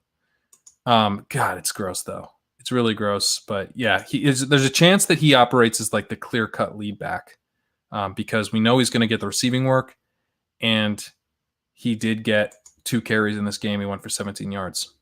All right, let's talk about something else. At wide receiver, we got DJ Shark, who ran around on 83% of dropbacks. 8 out of 13.2 continues to be kind of the clear-cut deep threat, number one type of guy, kind of a Kenny Galladay type, where he's both the deep threat and the number one. Whopper of 0.48, 19% of the targets, 29% of the air yards. Pretty solid efficiency, 10.6 yards per target, 1.83 yards per route run. This was like a pretty solid game for DJ Shark, kind of similar to what we'd seen back in 2019. 5 targets for 4 receptions and 53 receiving yards. Obviously not the biggest game ever, but not terrible. Would have liked to see him running more routes. The 83%, not ideal. Keelan Cole ran 80% of routes. He had 7% of targets, 6% of air yards. Whopper at 0.15. He's very heavily involved, Keelan Cole. Would like to see our boy Laviska Shenault involved more. He ran around 71% of dropbacks. Pretty strong on a per route basis, though. His weighted target per route run was 1.85 to 1.91 for Shark. So getting pretty solid volume on a per route basis, but just out there a bit less. He ran 4 less routes, targeted on 24% of his routes, which was the highest mark by basically any Jaguar who ran more than one route. So that was nice. His ADOT, though, 3.2, fairly shallow. But for fantasy purposes, PPR purposes, Laviska could be pretty interesting, especially as we look to a Jaguars team that may have Trevor Lawrence next year. He had 5 for 43 in this game on 6 targets. He could end up being, one of these highly athletic, physical slot receiver types. So, I'm going to be talk about a guy that I am going to be bullish on as a second-year breakout, despite a somewhat middling rookie season. We're running it back with Laviska Shenault. I could tell you, I'm going to pull out the Rojo card and use it on Laviska Shenault if Pete's not on board. But I think he'll be on board. He yards per route run this year of 1.5. considering how bad the situation has been in Jacksonville, that's impressive. DJ Shark has a yards per out run of 1.44, Keelan Cole 1.17, Conley 1.46, Tyler Eifert 0.97. So all the guys who have been like heavily involved as receivers, they're below where Laviska Shenault is at 1.5. He's actually been, on a per route basis, the most efficient wide receiver in this offense. If they can get good quarterback play, could be wheels up for Laviska Shenault in 2021. Let's go. Tyler Eifert, he had a route run on 63% of dropbacks, target per route run of 18%, 8 out of 10.5, whopper of 0.35. Pretty decent stuff here for Tyler Eifert. The thing with Eifert is that he doesn't run a full slate of routes. James O'Shaughnessy's also involved. James O'Shaughnessy ran around on 29% of dropbacks. Eifert down at that 63% mark. We're not expecting things from this offense. We're not expecting things from Tyler Eifert. So he is, I would say, in that kind of Dawson Knox level dart throw type of dude. And you're not really correlating him with, you're not playing Gardner Minshew, so you're not really correlating him, right? So, but if you were going to do some kind of Jaguars bring back type of stuff at any point in the last couple weeks here, you can do that, I think, with Tyler Eifert. He's in play for, it's pretty thin. But on smaller slates, I don't know. Is Jacksonville on any of the smaller slates in week 17? If so, then you could do that. All right, moving to Kansas City, we're going to have a little bit of a running back situation here because Clyde Edwards-Helaire had an injury, looked like it could be really bad. It sounds like he'll be back probably for the playoffs, but in the meantime, we've got to figure out if we can trust Le'Veon Bell in his absence or Darrell Williams. Here's what I'll say. The thing that jumps out to me is that Clyde Edwards-Helaire ran a route in this game 56% of his snaps. Darrell Williams, 59% of his snaps. That Darrell Williams is the guy that gets used in the receiving game a lot more than Le'Veon Bell. Now, Le'Veon Bell's been used in the receiving game at points in his career, and so he could do that, but they tend to trust Darrell Williams in that role, and I think that will probably continue, where you're going to see a lot of Darrell Williams on passing downs, and maybe not quite as much Le'Veon Bell. He'll kind of operate more as the lead rusher, so you're going to count on touchdowns with Lev Bell. And hey, he could get in there twice. He had 2 green zone carries in this game. So right there, you could see him scoring a couple times. But it's just tough. It's tougher for me. Someone on Twitter asked me, do you play Darrell Henderson or do you play Le'Veon Bell this week in Week 16? And you got to pay attention to the practice reports, what the beat reporters think about the workload. But right now, as we sit here today, I'll probably say Darrell Henderson just because I think he's also going to get used around the goal line. And I just think that, he's got potential to rack up more total volume. But it's really tight. I'll be thinking about that one throughout the week, what we can get out of Le'Veon Bell. If it's worth going to, maybe I'll ask Mike Leone, see what he thinks. All right, moving to wide receiver. Tyreek Hill ran around on 85% of dropbacks. He had 22% of the targets, 16% of the air yards, a whopper of 0.45, weighted target per route run of 1.77. Not actually all that great volume for Tyreek Hill. Unexpectedly, kind of a step back here in the volume. That, however, is volume on, a percentage basis. He did have 10 targets. He went 6 for 53 and a touchdown. Only 64 air yards, which you see here on the chart, right? Tyreek Hill is actually kind of where we want. He's not quite where we want, but he's close. He just didn't get the air yards this week. That was the thing that was concerning. Where were all those air yards? They were targeted at Mecole Hardman. Mecole Hardman ran a route on 46% of dropbacks, so not that much. But he had 20% of the targets and 35% of the air yards, which led the team. He had 138 air yards. He had 9 targets, but he went for 3 and 22 and 1. So definitely a big missed opportunity here for Mecole Hardman. getting 138 air yards from Patrick Mahomes and then turning them into 22 receiving yards is a missed opportunity. Weighted target per route run of 4.24. I mean, could have been a huge day for Mecole Hardman. Maybe even gets a few more routes if he turns 138 air yards into more than 22 receiving yards. Who knows? He's still behind Demarcus Robinson, who ran a route on 57% of dropbacks, ran 6 more routes than Mecole Hardman. Sammy Watkins, though, the clear number 2 wide receiver, he ran a route on 81% of dropbacks. He had 13% of the targets, 23% of the air yards, and a whopper of 0.36. He was actually pretty efficient as well with the yards per target of 10. Went 4 for 60 on 6 targets. Travis Kelce, continues to be dominant. Ran a route on 83% of dropbacks. Had 27% of targets, 18% of air yards, whopper of 0.52. Went 8 for 68 and 1 on 12 targets. What can I say about Travis Kelce that hasn't already been said? The guy is a beast. Moving to LA, yeah, we're gonna miss Cam Akers this week, just as he was starting to emerge. It's a bummer. As I said, I think Darrell Henderson probably somewhat interesting, even though he was, about to be a healthy scratch. He was trending that way. I think he's somewhat interesting here, just because. I think he kind of gets that Cam Akers role. Not entirely, not to the. I should restate. He's not going to get the Cam Akers role that we saw over the last couple weeks, but I think he's going to be back to that kind of 2-down guy. And then Malcolm Brown will see his role expand. But it's certainly risky and definitely something I want to look into more. I'm going to be kind of really grinding the news on this one to see what people expect for Darrell Henderson's workload, but. Bummer that we're going to not have Cam Akers because he really looked to be, emerging as a very strong running back to close out the season. At wide receiver, Robert Woods ran a route on 95% of dropbacks. He had 27% of the targets. He had 27% of the air yards. He had a whopper of 0.59.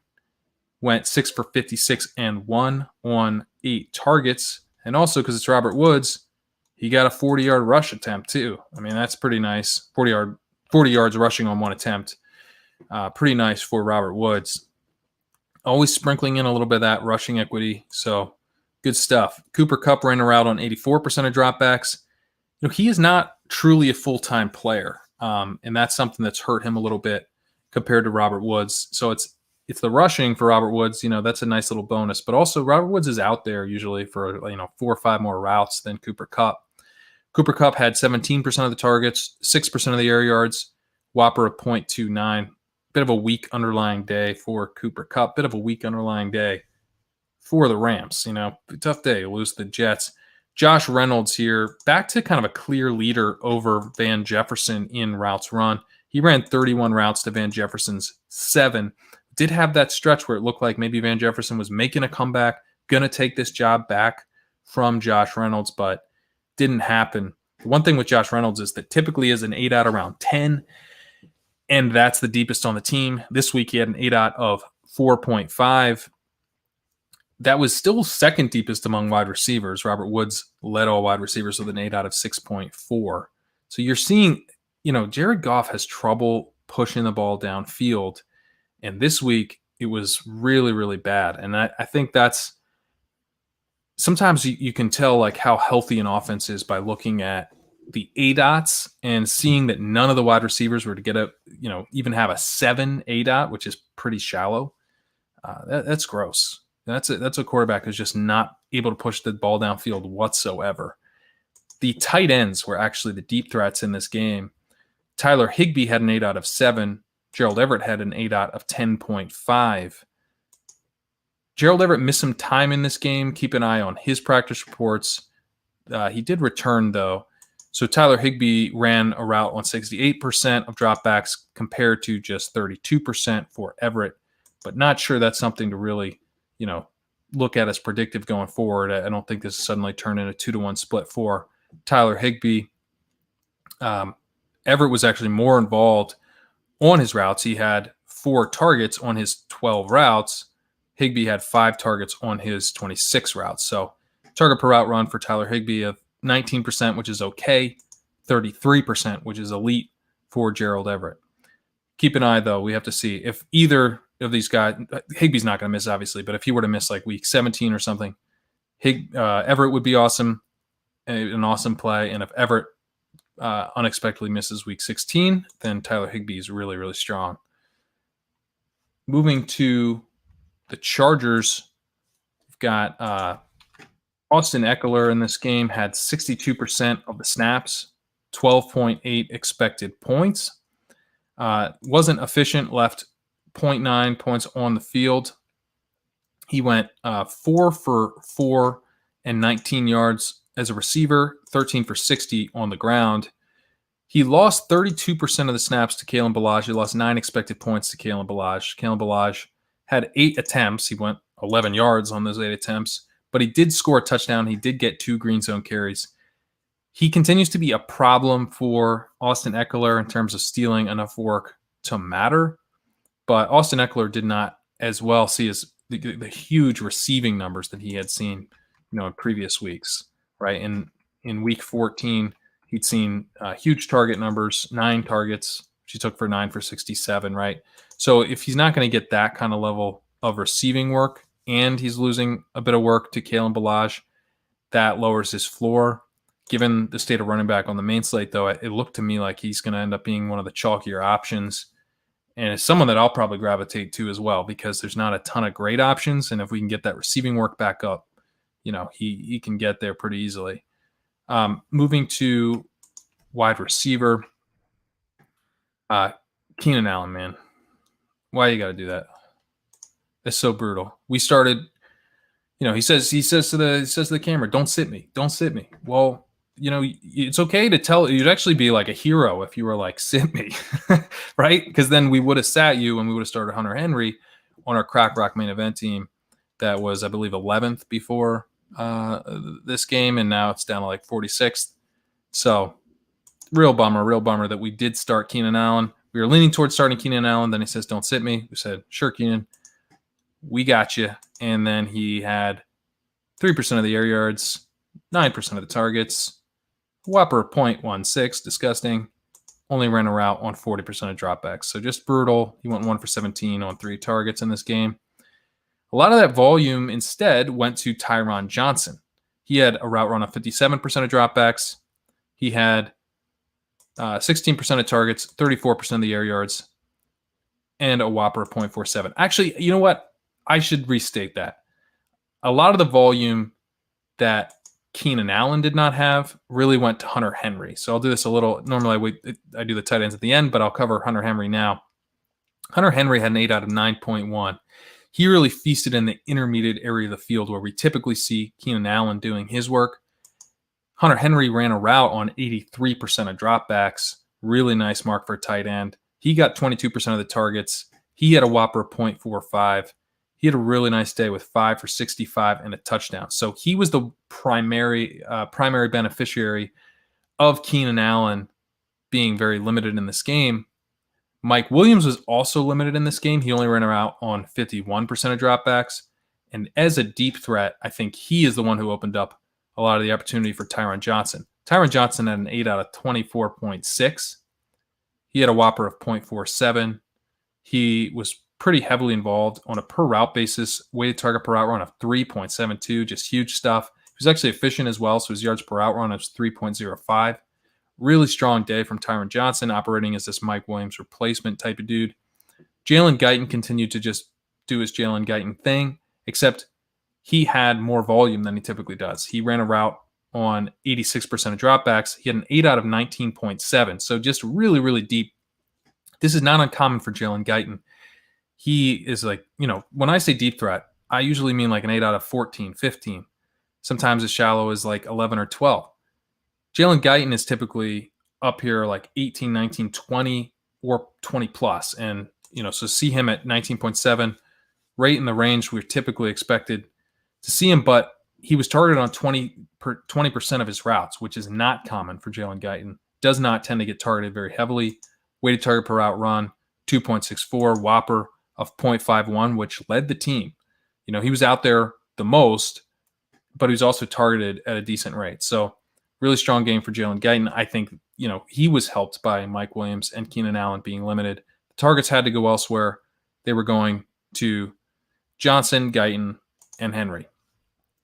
Moving to the Raiders, we have Josh Jacobs here playing 68% of the snaps. He had an elite workload in this game, 27.8 expected points. He left 7.4 points on the field, though, which is really bad. 7 green zone carries for 1 green zone touchdown. He went 26 carries for 76 yards and a touchdown. So very inefficient day for Josh Jacobs. He only had 3 targets, but went 3 for 38 as receivers. That's nice. But they want this guy to be a grinder, man. They really do. And I don't understand it. I think, you've got a guy, if you're going to mix in other players, you should be mixing them in more as rushers, I think. It feels like the thing Josh Jacobs does best is catch the ball like over the middle. Like he just seems really dynamic in that type of role, but that's just not what they have in mind. His expected point workload definitely inflated a bit by the 7 green zone carries. That's just a huge number. It's the type of thing that can skew this expected point number a little bit, I think. At wide receiver, we've got Nelson Aguilar running around on 79% of dropbacks. He had 27% of the targets, 30% of the air yards, a whopper of 0.61. Weighted target per route run of 2.8. He had 4 for 49 on 8 targets. He is, basically a wide receiver 1 in this offense. Henry Ruggs not in the game. That's going to help because they have similar roles in the offense. But it's been impressive for Nelson Aguilar. I wonder if they ultimately bring him back. He seems to have gelled well with what they're trying to do. And Henry Ruggs has not been very impressive as a rookie. He hasn't been god-awful, but he has not emerged as a major weapon. Probably pretty cheap to bring in Nelson Aguilar back. So maybe kind of like a Brashad Perriman story here where he can start to revive his career as a deep threat who impresses on one-year contracts, right? Zay Jones ended up playing a lot in this game. He ran around 71% of dropbacks, but targeted on just 7% of his routes. Not too much to see there. Hunter Renfrow only ran a route on 16% of dropbacks, ran 6 routes on 38 dropbacks. Brian Edwards, more involved. He ran 12 routes on 38 dropbacks, 32%, but was not targeted. He's someone that I'm not going to be very bullish on heading into next season, I don't think. Darren Waller, he is the wide receiver 1 in this offense, as we always say. It's definitely a cliche, but it's true. He had a target per route run of 35% with an ADOT of 13.6. That's absurd, right? He's getting targeted 12 times on 34 routes. That's wild. More than a third of his routes, he saw a target. He had 40% of the overall targets, 53% of the air yards, a whopper of 0.97. That's an elite mark for a wide receiver. So just incredibly strong stuff here for Darren Waller. 9 for 150 and a touchdown. Closing out the season really strong. Just when you need it from Darren Waller, you're getting it. Really impressive stuff. Moving to Miami, we had a really nice game here from Salvon Ahmed. He, we weren't sure what we were going to get, right? We weren't sure when he came back from the shoulder injury if it was going to be kind of a committee. I ended up playing him on one DFS lineup. I didn't have enough around him, but I kind of wanted to make a bigger stand on him. I just ended up putting him in one, but my feeling was that he would be back to being a workhorse because this offense has tended to be a one-back system. Now, what happens when Myles Gaskin gets back to me is the real question, because Ahmed has played well, and I am curious. I don't feel any conviction on what happens with Gaskin and Ahmed. My guess would be actually that for the first time all year, it isn't really a one-back system, where they're kind of looking to mix in both these guys. But I feel that it could also just be kind of Gaskin's backfield. So that'll be one of the big questions, I think, for Week 16. If Gaskin ends up back, I've got Gaskin in spots. I've got Ahmed in spots. So we'll have to see on that. But 25.2 expected points for Ahmed, 60% of the snaps. He wasn't super efficient. He left 3.5 points on the field, but, still had an elite day because he had such a huge workload. 5 green zone carries, got in the end zone once, went 122 yards of 23 carries and a touchdown. Got 3 targets where he went 1 for 5 on that. So impressive stuff. He does tend to be used primarily as a rusher. He only ran a route on 32% of his snaps. So definitely, even if he ends up in a committee back, he's game script dependent. So that's something to keep in mind with Ahmed. At wide receiver, everyone was out in this game. Did not have Jakeem Grant, did not have Devontae Parker. So we're left with Lynn Bowden and Mac Hollins operating as the primary wide receivers with Isaiah Ford in the slot. And Lynn Bowden, he got 28% of the targets here. He got 14% of the air yards. He had a whopper of 0.52. Pretty strong, like wide receiver 1 type of volume as you look here on the chart, like right where we want to see the wide receiver 1s. Didn't have the air yards because he had a 8 out of 2. So that wasn't ideal, but 6 for 37 on 7 targets. Not terrible. I think he would be better off if Devontae Parker had played, or maybe if Jakeem Grant had played. Someone to kind of help open up this offense. But Lynn Bowden, definitely an interesting prospect. Running around on 100% of dropbacks here. Obviously, everyone was missing, but this was a rookie who was drafted by the Raiders to be a running back, right? He is not a running back. He is a legitimate wide receiver. I'm going to continue preaching that. I'm impressed with Lynn Bowden on his second team after getting drafted to play the wrong position, is now playing the right position. He didn't play it particularly well this week, only a yards per route run of 1.28, but that was quite a bit better than what we saw from Mac Hollins at 0.6, better than what we saw from Isaiah Ford at 0.78. I don't think we should be too concerned with these other 2 wide receivers moving forward because we're going to see their roles go back pretty close to nothing, but Lynn Bowden should have a role going forward, I think. Durham Smythe and Adam Shaheen split this role pretty evenly. Smythe ran a route on 55% of dropback, Shaheen 52%. Smythe was the guy targeted at a really high rate, 31%. He had 5 targets on 16 routes. Shaheen, 2 targets on 15 routes for a target per route run of 52%. Durham Smythe as well has been the one targeted at a higher rate on the season. He's been targeted at 20.5% to Adam Shaheen's 16.2%. I'm not sure if we're looking at Gesicki missing again, but if we are, definitely Durham Smythe would be the guy to play over Adam Shaheen, just based on the target per route run, although they're pretty close because they run a similar amount of routes. Maybe compare it to like a Will Dissly versus Jacob Hollister type of thing, where you're just kind of betting on a guy to get in the end zone. Probably either are in play. Moving to Minnesota, got Dalvin Cook having a pretty damn strong game here based on workload. Didn't deliver really much efficiency in this game. He wasn't bad. He just didn't really add efficiency. But he had a 26.3 expected point workload, just added 0.6 to that. He got 5 green zone carries in this game.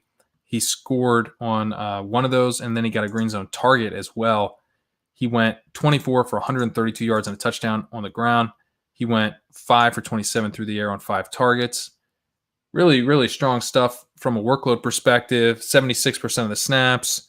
Dalvin Cook's elite. It just kind of, he was in the exact right spot where the Bears wanted to run at the Vikings. The Vikings wanted to run at the Bears. Got that elite workload. Hopefully we get more strong stuff from Dalvin Cook to close the season. Obviously one of the few running backs getting this kind of massive share of his offense, getting both elite snap share and coming with that very strong workloads.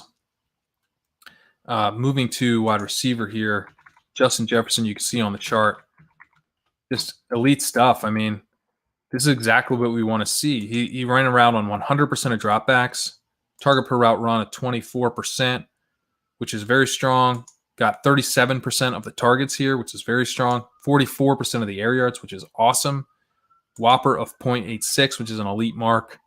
He had 8 for 104. He did not score, but I mean, underlying volume here, better than the box score. The box score, he was efficient on a yards per target basis. He had a yards per route run of 2.54. So it wasn't like he really missed an opportunity. Just didn't all come together for the huge blow-up game, but it certainly could have. Adam Thielen ran around on 95% of dropbacks. He had a 10% target share, 7% area share, and a whopper of 0.2. He did get in the end zone, but that was about it. He only went 2 for 11. He had a yards per target of 3.7. So a bit of a missed opportunity in a sense for Adam Thielen, although the underlying volume wasn't there. So he was kind of lucky. He was just kind of lucky to get in the end zone and salvage something. Didn't really have the volume, did not have the yards per target efficiency either. There's nothing really here beyond these two. As we know, Chad Beebe only ran around on 39% of dropbacks, Olabisi Johnson at 10%. Irv Smith ran around on 85% of dropbacks. He had just an 11% target per route run. He went 3 for 37. Tyler Conklin ran a route on 68% of dropbacks. So passing out of these two tight end sets a lot, and that helped him get in the end zone. He had 3 for 57 and a touchdown. So he actually had the better receiving day of the two, despite running fewer routes. Irv Smith is still the better bet here, but interesting that Tyler Conklin is someone that is going to be involved a little bit as a receiver, even if Kyle Rudolph is out. So, is it a huge boost for Irv Smith to have Kyle Rudolph out? Probably not. But hey, running 85% of routes is a big deal for a tight end. So that alone keeps me interested in Irv Smith for DFS purposes. Moving to New England, got James White here leading the way this week.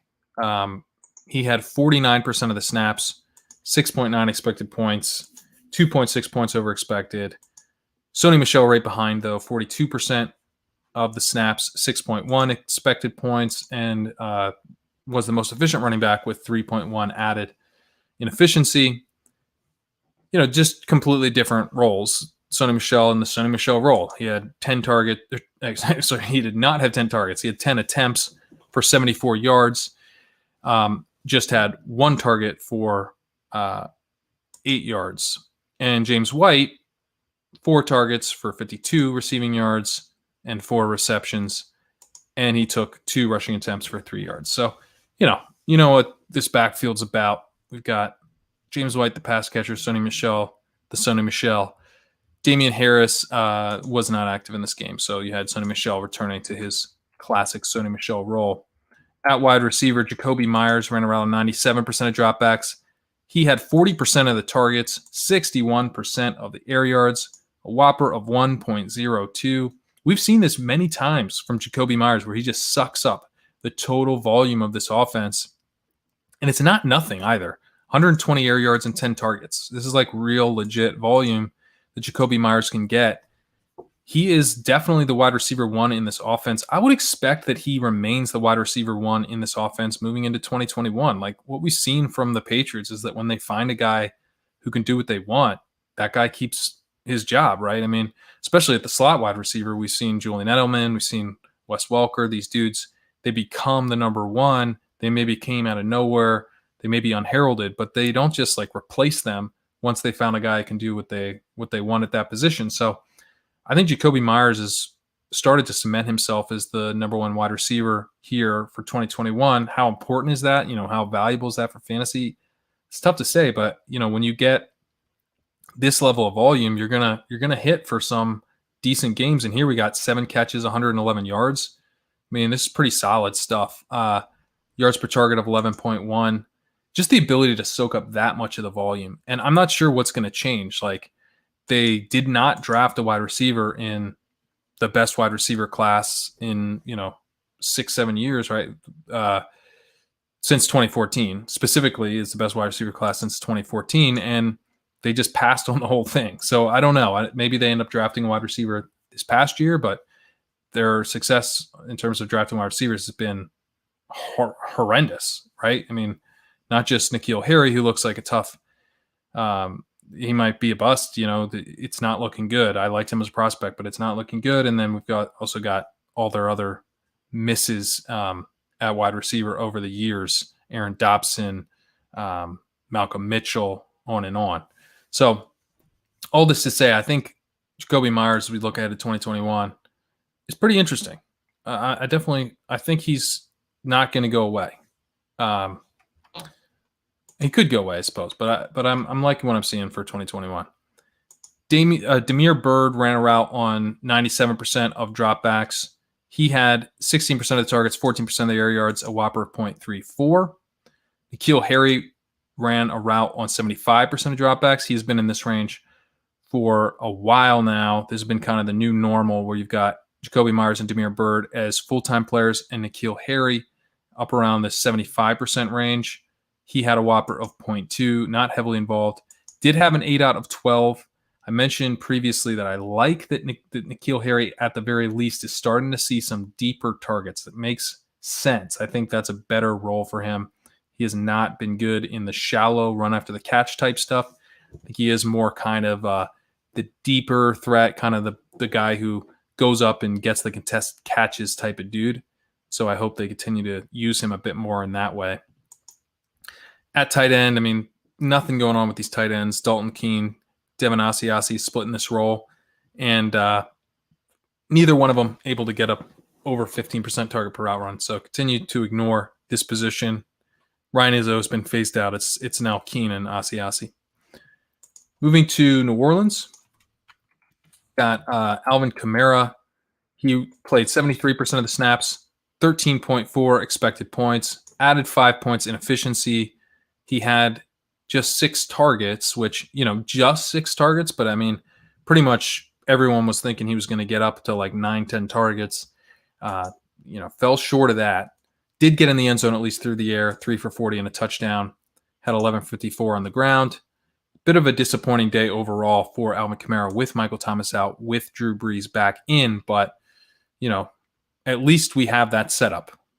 Alvin Kamara still in a position to potentially smash for us in championship week, and definitely a little bit more excited for DFS purposes. Although we did see, that a couple weeks ago we saw 9 targets for him from Taysom Hill. So, but hey, Breeze is definitely better for his outlook for the last 2 weeks. At wide receiver, Emmanuel Sanders ran a route on 80% of dropbacks, 13.2 ADOT, used a bit deeper downfield. Interesting, right? Because he was the guy that was very popular in DFS because Michael Thomas was out. It's like, who's going to get these targets? And he was not used like you would expect Michael Thomas to be used with that high ADOT. Traquan Smith was similar. He only ran around on 46% of dropbacks. He had an ankle injury to contend with, but he was also used deeper downfield with an 8 out of 13. Juwan Johnson was used a little bit more similarly to Thomas's depth. He had an 8 out of 9.8. He ran a route on 77% of dropbacks. And then Lil Jordan Humphrey ran a route on 57% of dropbacks. He had an 8 out of 8.2. He had a target on 20% of his routes. He had a whopper of 0.27, but he didn't run a full slate of routes on a per target or on a per route basis. 1.88 weighted target per route run. Pretty strong. Maybe he is kind of the guy here with Thomas out that's going to see a decent amount of volume. Is he going to get enough routes, right? Is he going to get up into the 70s? That would be the question. But he actually had a nice little showing here, 20% target per route run, 8 out of 8.2. That's not too bad. And we are, I think, in this offense with Drew Brees, looking for a guy who can be used a little bit more shallowly than what we saw from Emmanuel Sanders this week. I don't want a Drew Brees receiver who has an 8 out of 13.2. Speaking of, Jared Cook had an 8 out of 14.8. He actually did have decent underlying volume, ran a route on 71% of dropbacks. That's the best thing for Jared Cook because we were seeing Adam Troutman take a decent amount of his work, and he was starting to look like a guy who might be more around 50% of the routes. To see him at 71% is definitely bullish. And he had a whopper of 0.42 in this game, 15% of the targets, 27% of the air yards, targeted on 24% of his routes. I mean, that's all pretty good. Still a little bit hard to trust for me since he is getting used, like deeper downfield, and he's been hit or miss throughout the season, but tight end's pretty weak. So Jared Cook's definitely in the mix. Moving to the Giants, we've got, just watching the game, it's just so much Alfred Morris, and it's actually like the numbers don't really back that up exactly. Only 24% of the snaps, But they also do back it up because he had 7 carries to Wayne Gallman's 9. So he had 3.4 expected points to Wayne Gallman's 4. So this backfield's disgusting. It's split 3 ways. Gallman had 43% of the snaps. Deion Lewis had 33%. None of these running backs had over 5 expected points. There's just nothing here once you put Alfred Morris in. I know Wayne Gallman has had some pretty solid games, but I'm not playing a guy who might lose a touchdown to Alfred friggin' Morris or Deion Lewis. Deion Lewis he had a green zone carry in this game, right? And that's something we've seen in the past with him like weirdly operating as the goal line back last week with the only green zone carry that he actually scored it last week. But yeah, last week, week 14, there was only 1 green zone carry in the backfield, went to Deion Lewis. He got in the end zone. This week, there were 2, and Wayne Gallman got one of them, but Deion Lewis got one too. So I don't know. This is just like you're not going to have fun if you play Wayne Gallman. That's all I'm saying. Moving to wide receiver, again, watching this game, it was kind of like Darius Slayton seemed to be back a little bit. And looking at the underlying numbers, it really backs that up. He had a route run on 91% of dropbacks. He had 29% of targets, 40% of the air yards, whopper of 0.71. Pretty strong stuff from Slayton. He did not have the strongest yards per target efficiency at 8.2, 4 for 74 on 9 targets. So not the hugest day, but he got 115 air yards, got 9 targets, Pretty strong day for Darius Slayton. It was looking like his volume was pretty locked in at one point this season. Then it completely evaporated. And now, a little bit of a bounce back here. That's pretty nice. Sterling Shepard had a route run on 88% of dropbacks. He had 23% of the targets, 23% of the air yards, a whopper of 0.5. So not too bad for Sterling Shepard either. You see him here. And then Golden Tate, he ran around on 71% of dropbacks, 13% target per route run. Evan Ingram ran a route on 88% of dropbacks, the same as Shepard. Evan Ingram runs a lot of routes. 23% target per route run, 22% of the air yards, 23% of the targets. He went 4 for 46 on 7 targets. Decent stuff out of Evan Ingram. So this was a functional passing game, although a lot of it, like I watched the condensed version of this game, and I was like, oh, they're really moving the ball here. This is looking better. And it's like, oh yeah, because they're just getting their asses kicked, right? They're just, the middle of the field was opening up. Darius Slayton's work was a little bit earlier in the game. It seemed a little bit more real. Some of Evan Ingram stuff came towards the end of the game, I believe. But all 3 of these guys had decent volume in this game. Golden Tate was the only one with really bad yards per target, and he was the one with the bad volume. But the other 3 guys had pretty strong volume. No one had really good per target efficiency. I mean, they are catching passes from Colt McCoy, but no one was abysmal either. Moving to the Jets, got Frank Gore. We had a decision in our team with Sean Siegel and Colin Kelly. Do we start Frank Gore?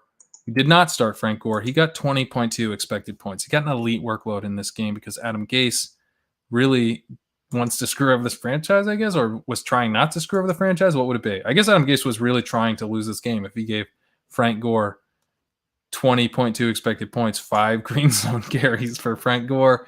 He did get in the end zone once. He went 23 for 59 and a touchdown. So, God, I mean, I guess we should have started Frank Gore. He got 62% of the snaps, 34% of the snaps went to Ty Johnson. Ty Johnson got 10 expected points. Ty Johnson had 7.5 points over expected. He had 16 yards on 3 carries. He had 6 for 39 and a touchdown on 6 targets. I mean, Ty Johnson has actually looked pretty good this year.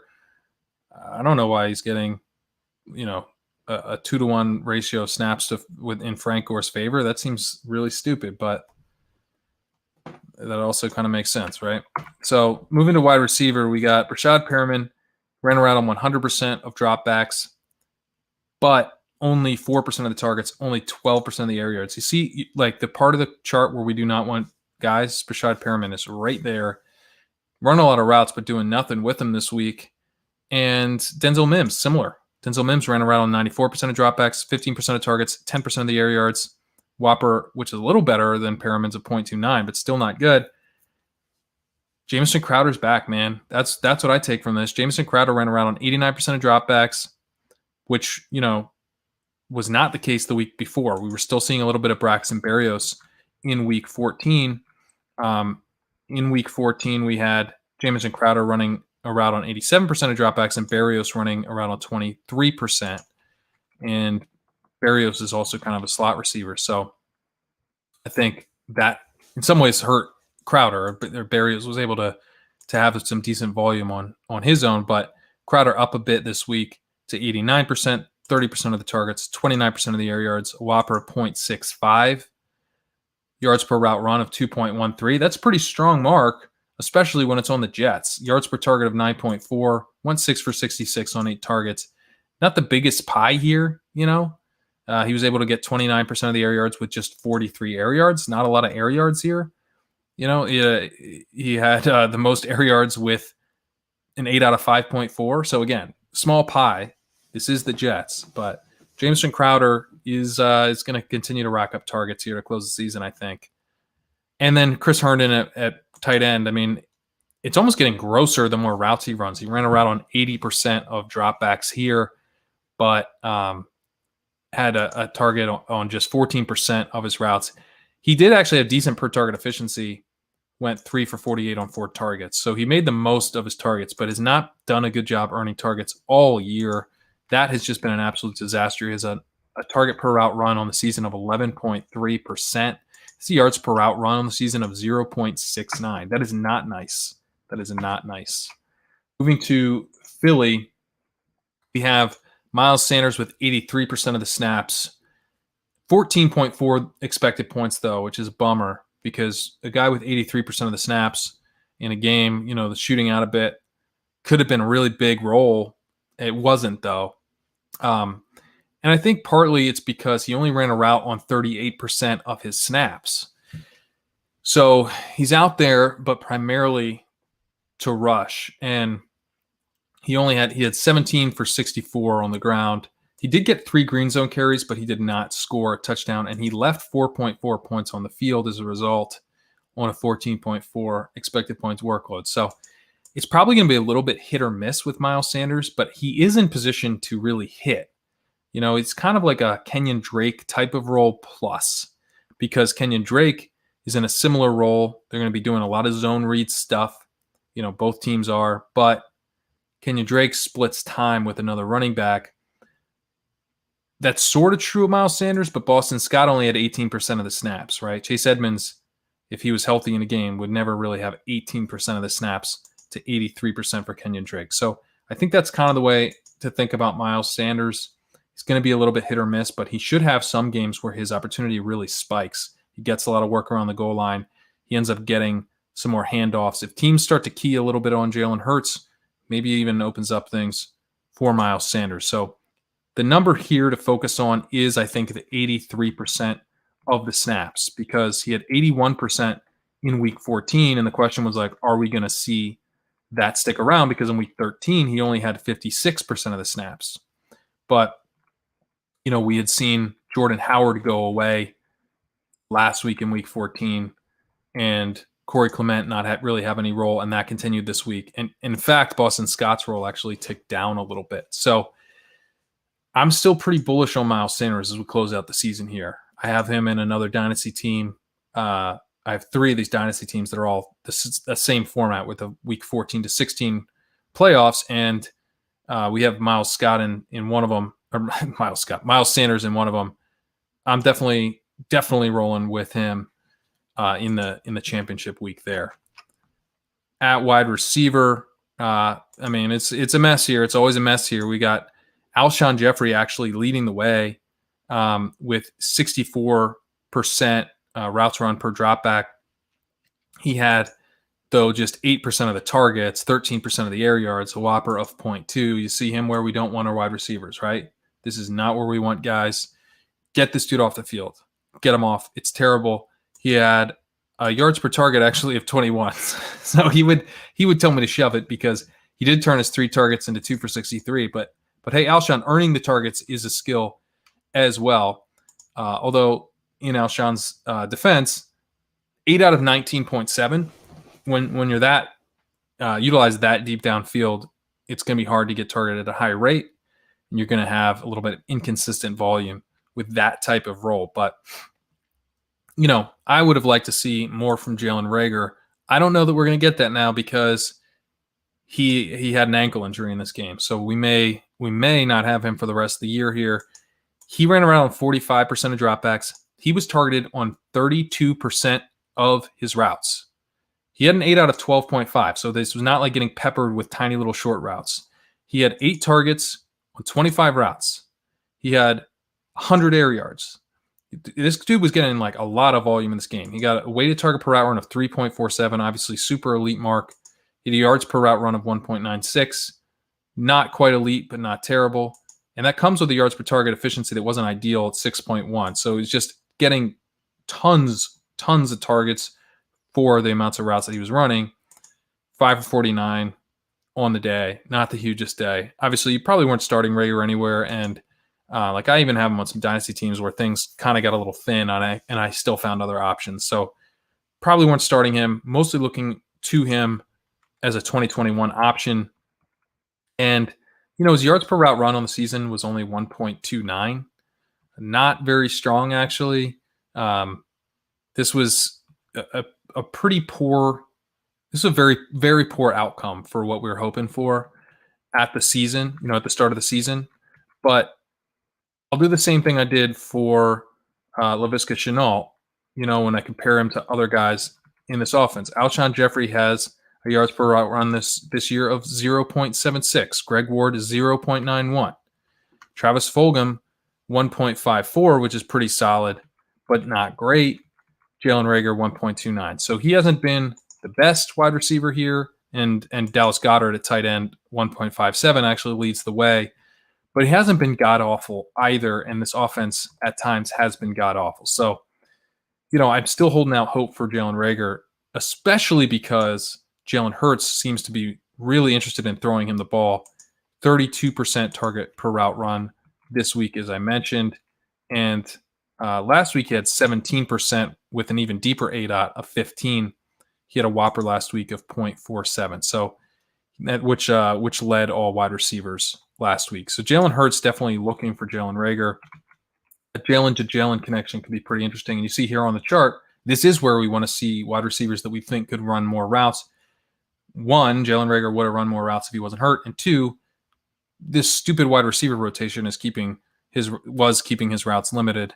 And he certainly could run more routes next year if they replace their wide receivers coach, which, I would like to see. Moving to, we got to cover the tight ends here.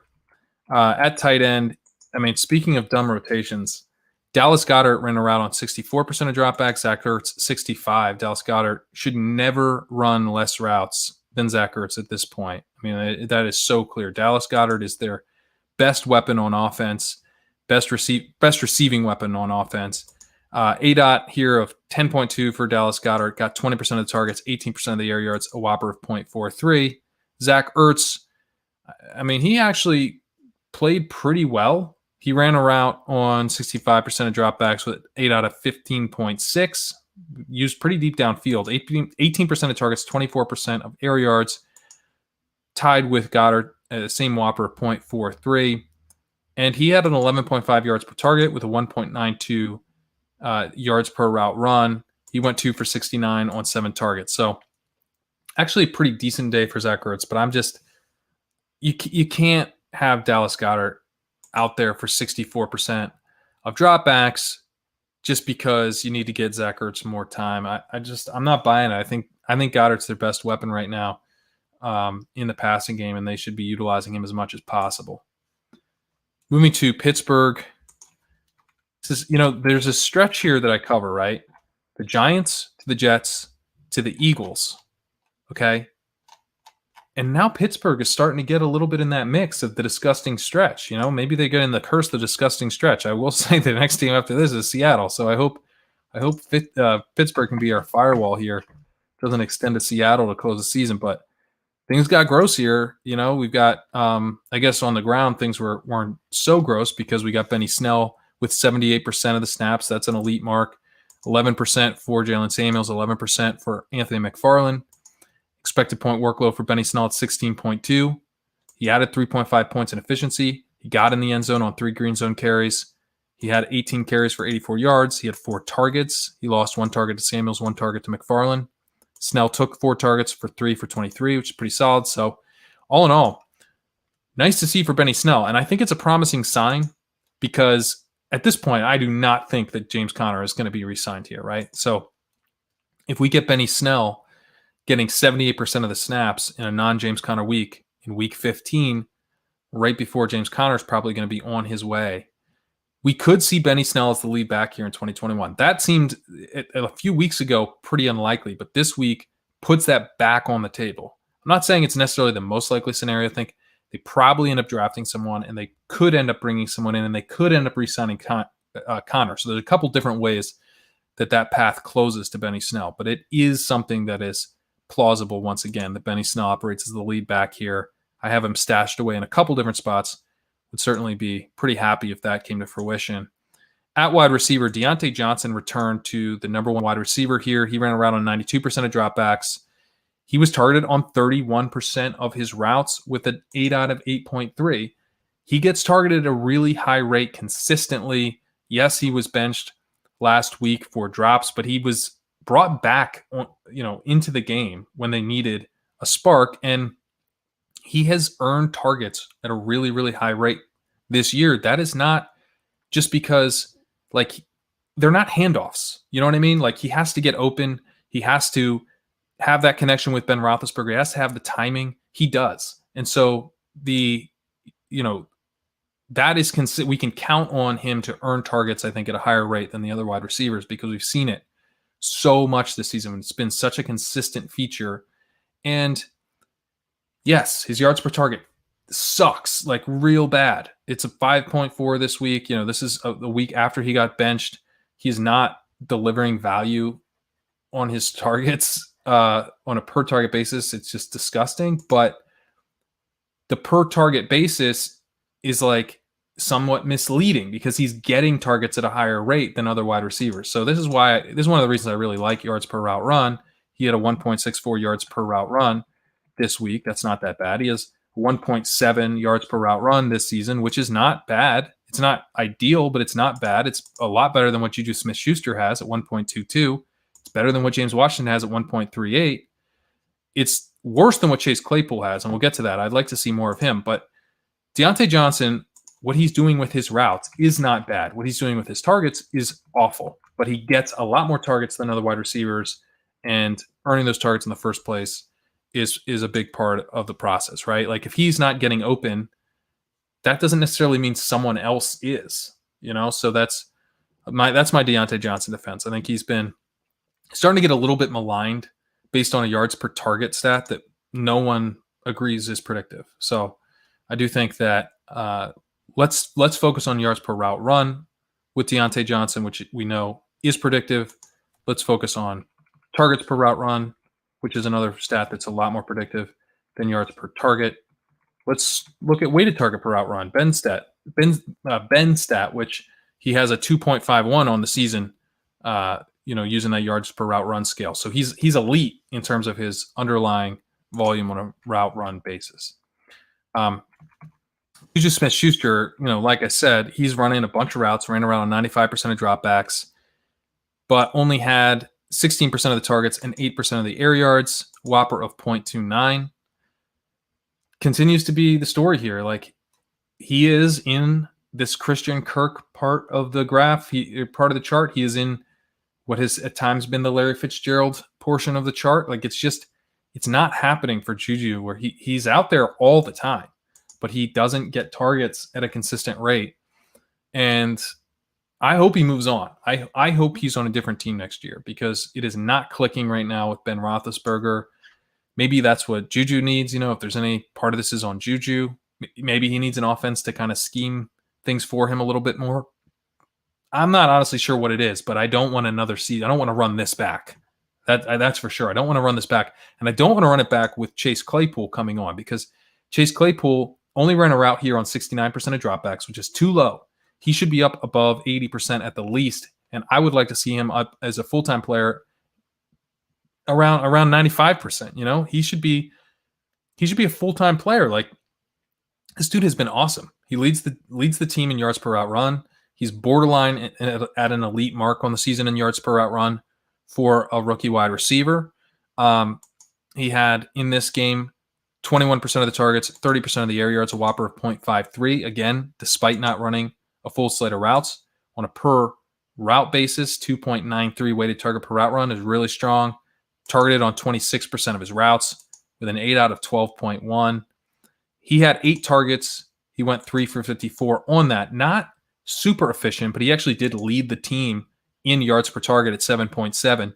This was just not a really poor day for Ben Roethlisberger. So that's about as good as it got here, 7.7 yards per target. But here's the part of the chart where we want guys to be running more routes and, you know, would be really excited if they did. Chase Claypool is a rookie wide receiver. You would think, hey, this dude continually crushes, get him more involved. But it's kind of starting to become a CeeDee Lamb situation where I don't think it's necessarily going to happen. I don't think James Washington's going to go away for this season. Will I own a bunch of Chase Claypool next year? Yes, I will own a bunch of Chase Claypool next year. But this year, I'm going to be a little bit skeptical that he delivers on that promise that was really looking like he might be one of the true league winners this year off the waiver wire as a late round pick. It's looking a little thinner, not because of anything he's doing, but because of what Pittsburgh is doing, just keeping him off the field. At tight end here, Eric Ebron will be off the field with a back injury. He had just a route run on 15% of dropbacks, just 6 routes before he left with injury. Vance McDonald ran 31 routes as a result. That's 79% of dropbacks. He was not targeted, right? It matters. It matters which guys are out on the field running these routes. These routes are not handoffs.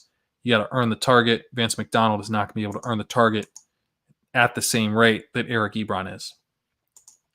Moving to Seattle, you know, Penny is a guy that we were hoping we might get a little something out of on that team with Sean and Colin, but he did not deliver on that hope. This was still a Chris Carson backfield with a little Carlos Hyde mixed in. Chris Carson had 70% of the snaps. He had 11.4 expected points. Not great, and he left 2.5 points on the field. Carlos Hyde, he had 18% of the snaps. He added 5 expected points, and he had 9.3 points over expectation. He had that long run. He had 2 carries for 55 yards and a touchdown, so that's how you add 9.3 points over expectation. Both guys actually had 3 targets, which is kind of interesting that Carlos Hyde was that heavily involved in the passing game. We're not going to get any more DJ Dallas, it sounds like, to close the season. He was injured. At wide receiver, we've got DK Metcalf running around on 90% of dropbacks. He had 23% of the targets, 27% of the air yards, a whopper of 0.54. Decent stuff here. Obviously not quite as strong as we'd like. Only 38 air yards, 6 targets for 5 for 43. We know we can get bigger days out of DK Metcalf. Tyler Lockett ran around on 97% of dropbacks. He had a target share of 27%, 35% of the air yards, whopper 0.65. Also didn't have the underlying volume that we really want, like in terms of the raw volume, 48 air yards and 7 targets. So just kind of a low volume day here, 30 dropbacks for this offense, not a ton of air yards to go around. Jacob Hollister actually had the highest ADOT with 8. So no wide receiver had an ADOT above, even close to 10. That 8 is as high as it got. Freddie Swain had an ADOT of 3.5. David Moore had an ADOT. Freddie Swain had an ADOT of -2. David Moore had an ADOT of 3.5. So a little bit of tough stuff here for Seattle. Will Dissly and Jacob Hollister get, not that they were that interesting, but they get a lot less interesting because it sounds like Greg Olsen may be back here. Moving to Seattle, we've got, I just covered Seattle. Moving to San Francisco. So this looks pretty even or even tilting towards Jeff Wilson's favor, but we had an injury here for Raheem Mostert. And prior to that injury, Jeff Wilson was looking like he was behind Raheem Mostert. But Jeff Wilson did have 46% of the snaps to 30% for Mostert, 19.5 expected points to 10.3 for Mostert. Mostert has a clear lead on Wilson, probably bigger than I was thinking, but Wilson has significant value if Mostert misses week 16 because he does get used a little bit as a receiver. He ran around on 51% of his snaps. This is something that I talked about on Chasing Signals with Ben Gretch last week, that he had just run in week 14 a route on 51% of his snaps. He had run a route on 40. He had run a route on 64% of his snaps in week 13. So now for 3 straight weeks, Jeff Wilson is running a route more often than not when he's out on the field, right? Not what you would expect. Like with Jeff Wilson's on the field. What is he doing? He's taking a handoff. No. The coin flip is actually towards him running a route. So that's interesting to me. That just sort of like just recalibrating our impression of what Jeff Wilson's role in the offense is. He's not just there to get the green zone carries, although he will get those green zone carries, especially for Raheem Mostert's out. Raheem Mostert had 2, Jeff Wilson had 3. But yeah, if we don't get Raheem Mostert this week, then I'm pretty excited about what Jeff Wilson can do, because I think he can operate as kind of a workhorse. That would be pretty exciting. Jerick McKinnon had 17% of the snaps, and Tevin Coleman had 7%. I think, you obviously would see more of those guys if Mostert misses, but I do think you'd see kind of a clear-cut lead running back role for Wilson. And if you're getting the green zone carries and you're getting some targets to go with it, that's how you jack up those expected points. Moving to wide receiver, Brandon Ayuk has become an alpha wide receiver. He only had a yards per target of 5.6 in this game. That's obviously not ideal. That is a below average mark, but the underlying volume was awesome. He ran around on 98% of dropbacks. He was targeted on 29% of his routes with an ADOT of 9.5. That was good for 32% of the targets and 37% of the air yards. He had a whopper of 0.74, which is a wide receiver 1, borderline elite whopper. He had 13 targets for 9 receptions, 73 yards, and a touchdown. Could have been a bigger day if he had that better yards per target, but the underlying volume here is exactly what we want to see, and I think it's going to continue. You look at the chart here, Kendrick Bourne, he didn't even run as many routes as we would have expected. He only ran a route on 67% of dropbacks, got in the end zone at Hail Mary, but, we're not counting on that to continue. Richie James, he ran a route on 65% of dropbacks. He actually was targeted at a decent rate. He got some decent air yards to go with that. 23% target per route run, 25% of the air yards. But look at the difference between where Brandon Ayuk is and all these other dudes is. He is just so clearly the number one option in this offense, and he is both getting used on some shallow stuff, a little bit deeper down the field. It's been exciting for Brandon Ayuk. It's one of these situations where we saw this coming. It has delivered.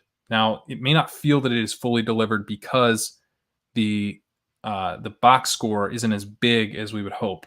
But Brandon Ayuk is operating as an alpha wide receiver. I'm going to continue dialing up Brandon Ayuk. At tight end here, Jordan Reed had a decent routes run for Jordan Reed, ran around on 61% of dropbacks, but targeted on just 14% of his routes. So, the promise of Jordan Reed is that he's not going to run a full slate of routes, but he's going to be targeted at a really high rate. That didn't really pay off.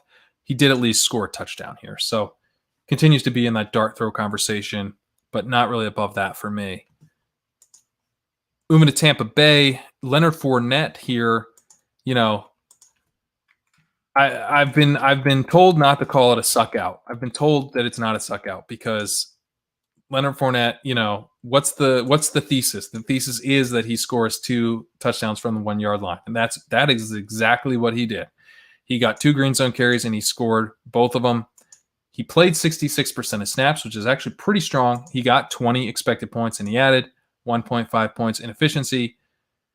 Does that mean he was efficient? No, it means he fell into the end zone twice from the 1 yard line. he had 14 rushing attempts for 49 yards. So he was actually quite poor. From a rushing perspective, he added through the air 5 targets for 3 for 16. This was not the profile of a running back that you're excited to be looking at playing, but hey, he delivered 21.5 fantasy points. He got in the end zone twice. So, it's gross, but hey, you gotta give it to him a little bit. No one quite falls down like Leonard Fournette.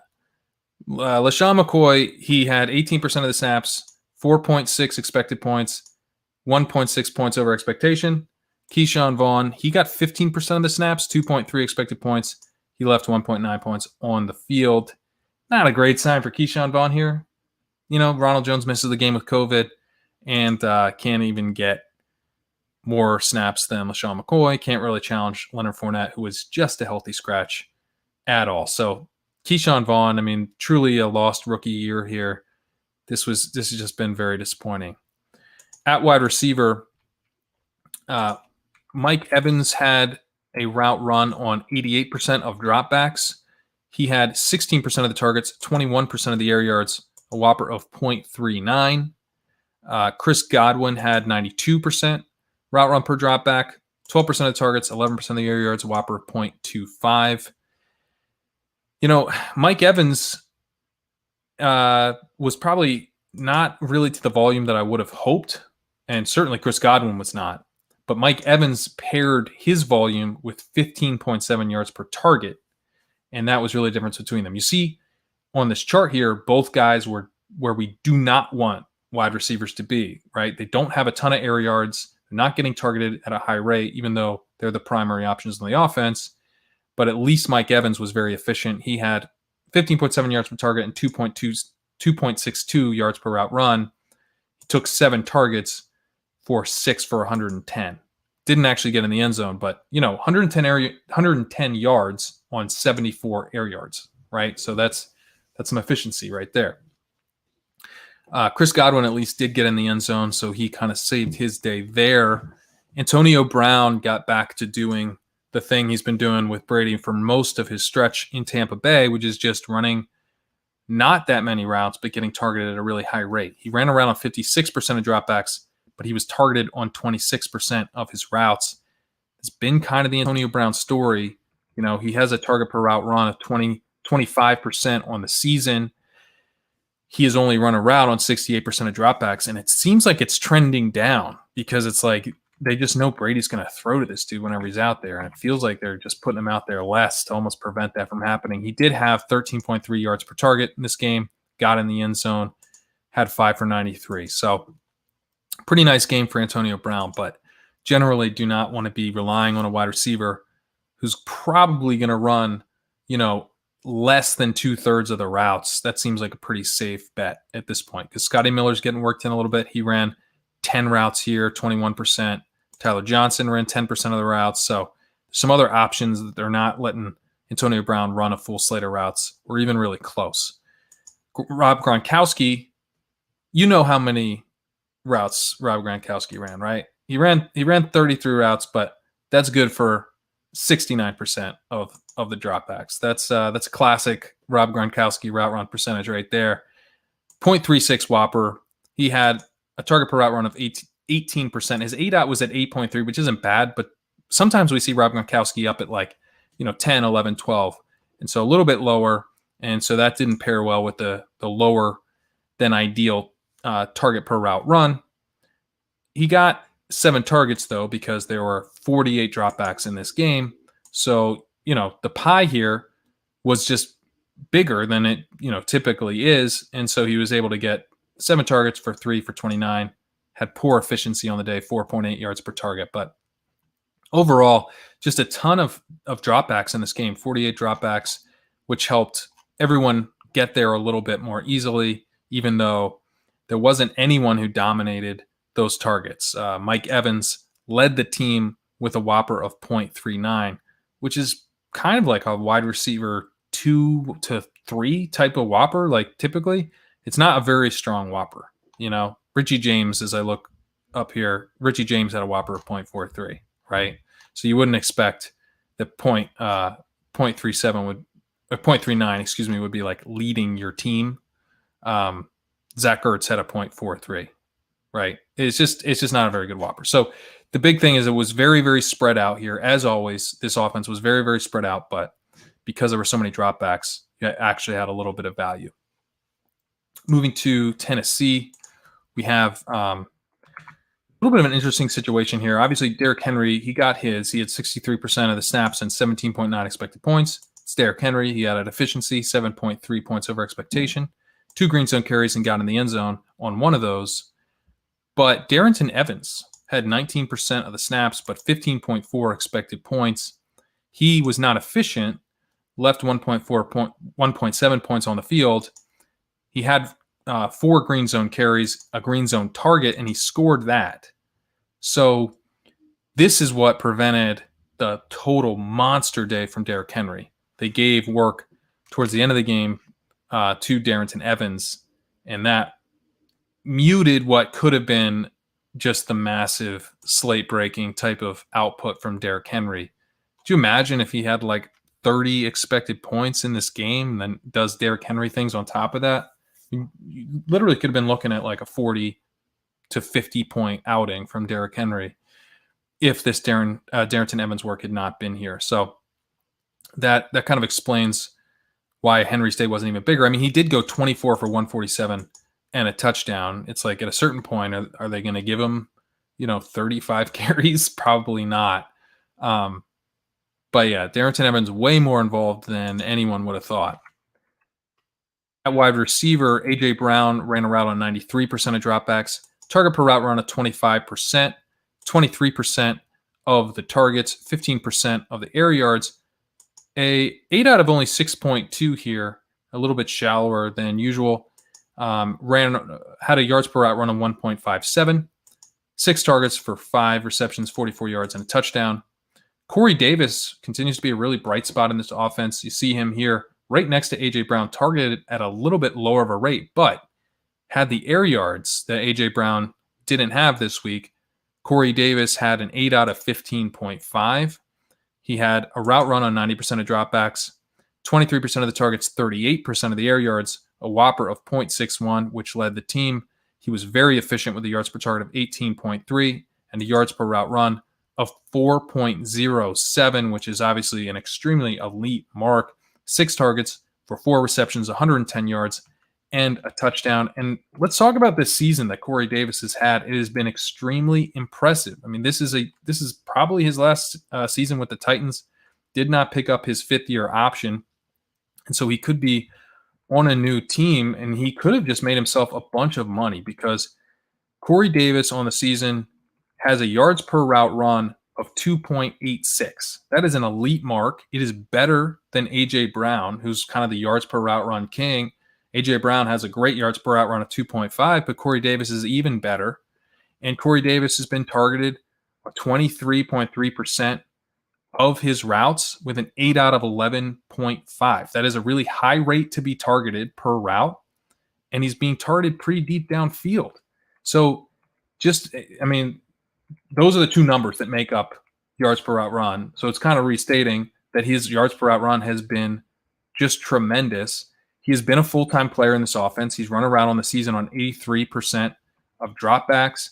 On the season, he has 23% of the targets, 30% of the air yards. Again, compared to A.J. Brown, that's just slightly worse. A.J. Brown has 24% of the targets, 32% of the air yards. So A.J. Brown has just been slightly more a bigger piece of the offense here. But A.J. Brown has run more routes. So when you look at the guys who, are just out when they're out on the field, comparing them to that, the better wide receiver has been so far this season Corey Davis. And, that's based on some of these yards per route run type of metrics. Would I think that if Corey Davis were not involved in this offense, that it would hurt A.J. Brown as much as I think it would hurt Corey Davis if A.J. Brown wasn't there? I think it's pretty clear that A.J. Brown is probably opening up things for Corey Davis more so than the other way around. Corey Davis is a guy that we had kind of thought was a bust, and he has made a case that as a secondary option in an offense, he can be very, very effective. So excited to see Corey Davis pumping some life back into his career in a contract year. Really nice to see. Would be one of the more interesting wide receivers to change teams, I think, both from the perspective of what Tennessee does to replace him if he leaves, and then where he lands. If he lands with a good quarterback, especially if he's in a spot where they expect him to be a secondary wide receiver, not a primary option, I think Corey Davis can be interesting going forward. Moving to tight end, we got Jonnu Smith, who ran around on 70% of dropbacks, target per route run of 24%, 19% of the targets, 10% of the air yards, a whopper of 0.36. So pretty solid from Jonnu Smith here. And he also had decent per target efficiency, 10.4 yards per target, 2.48 yards per route run, went 5 for 52 on 5 targets. Didn't get in the end zone, but Jonnu Smith had been seeing throughout the season, he's seen kind of his routes run percentage bounce around a little bit. Seeing him at 70% it's not super bullish, but that makes me a little bit more comfortable playing him again as we move forward. Anthony Firkser down at 43%. Moving to Washington. It's apparently it's J.D. McKissick season with Antonio Brown. Let me try that again. Apparently it's J.D. McKissick season with Antonio Gibson out. We're seeing huge snap shares here for J.D. McKissick. 88% snaps, and then 24.7 expected points for J.D. McKissick. Sometimes when you see huge expected points workloads, you see them based on a bunch of green zone carries, right? And the way these expected points numbers work is that if you get a carry from the 2-yard line and you go 1 yard, and now you get another carry from the 1-yard line and you get stuffed, and then you get a third carry from the 1-yard line and you get stuffed, and then on 4th down, you get another carry and you score it. You've got 4 green zone carries, all from within the 2, and 1 touchdown, and your expected points are jacked up, right? But you could only have gotten 6.2 points in that whole series. So sometimes you'll see that with expected points. That is not what we saw here with J.D. McKissick. J.D. McKissick saw 10 targets, and those targets, they're not kind of limited in the same way that the green zone carries on the same series can be sort of limited in terms of real life expectations of what you possibly could have scored in that game. 10 targets for 9 receptions, 56 yards, and a touchdown. I mean, that's really strong usage as a receiver, and we have seen this in the past with J.D. McKissick. Typically, he drastically underperforms that. Alex Smith was the quarterback in those games, though. He seemed to be a little bit better off with Dwayne Haskins under center. But Haskins is now has screwed himself over by going to a strip club and is probably going to be out for the rest of the season because you can't take pictures of yourself in a strip club in 2020 and in a COVID year, right? You can't do it in a COVID year. Come on, guys. So that I think may be bad for J.D. McKissick. I don't know that it's necessarily going to affect his role in the offense, but we have seen McKissick, I've just sort of been subtracting 7 points off of whatever I expected his workload to be because he'd been so inefficient with Alex Smith. And so I think we're probably going back to that. But 88% of the snaps is just such a massive, massive snap share. I would not rule out him getting between 20 and 25 expected points again. What I would say is that he's probably going to score, more like 15 to 19 points on that, not 25.7 points on that. But impressive stuff nonetheless from J.D. McKissick. Terry McLaurin here. I talked about this last week, saying I was going to have to go through with it, play Terry McLaurin. They're playing Seattle, going to get a bunch of dropbacks. Got 62 of them. Thought we might get a really nice game out of Terry McLaurin. He did go 7 for 77, but wasn't really there. I actually bailed out on it. I didn't play it. I didn't see how I would because I thought DK Metcalf was too expensive. I'm not going to play a naked Terry McLaurin, right? I wanted to have some kind of correlation with him. So didn't end up really playing him last week, but I'm glad he didn't totally just bust. At least he got 7 for 77. He did have 111 air yards. He did have 12 targets. He had a whopper of 0.56, which is pretty solid. And, we are seeing with McLaurin, it's not just that he's getting a huge whopper. He is actually getting decent air yards and targets. It's just that the quality of the volume that he gets is just not to the level of a lot of other wide receivers. And so I really hope he has better quarterback play next season. I mean, this dude is really quite good, I think. And I just really hope that we can get more out of him as a fantasy asset. Cam Sims in this game ran around 97% of dropbacks, 0.37 whopper with 15% of the targets and 20% of the air yards. Nothing really. We're not getting anything out of Cam Sims to close the season, I don't think. Steven Sims only ran around on 40% of dropbacks. Not a full-time slot receiver here with Isaiah Wright getting 24%.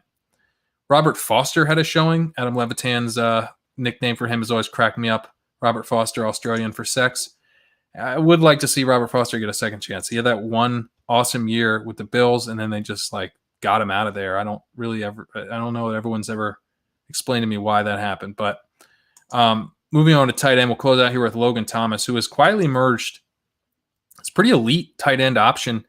Ran around on 90% of dropbacks, which has been the Logan Thomas story all year. He runs a ton of routes, but he had a target per route run of 30% in this game.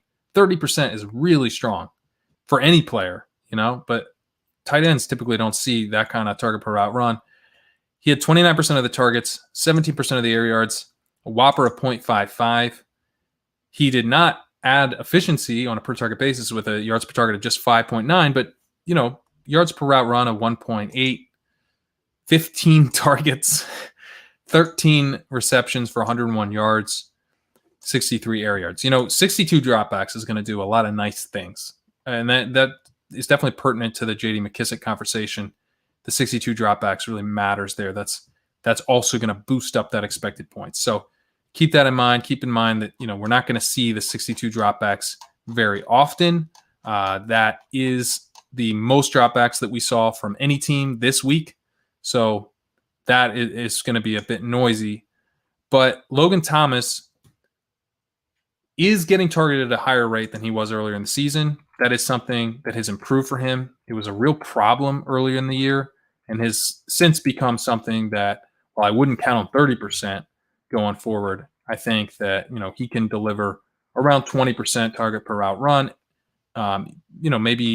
Maybe even 17, 18% we'll live with because he runs so many routes. So state of tight end, Logan Thomas is still a pretty solid option, even if he regresses substantially from where he was at this week.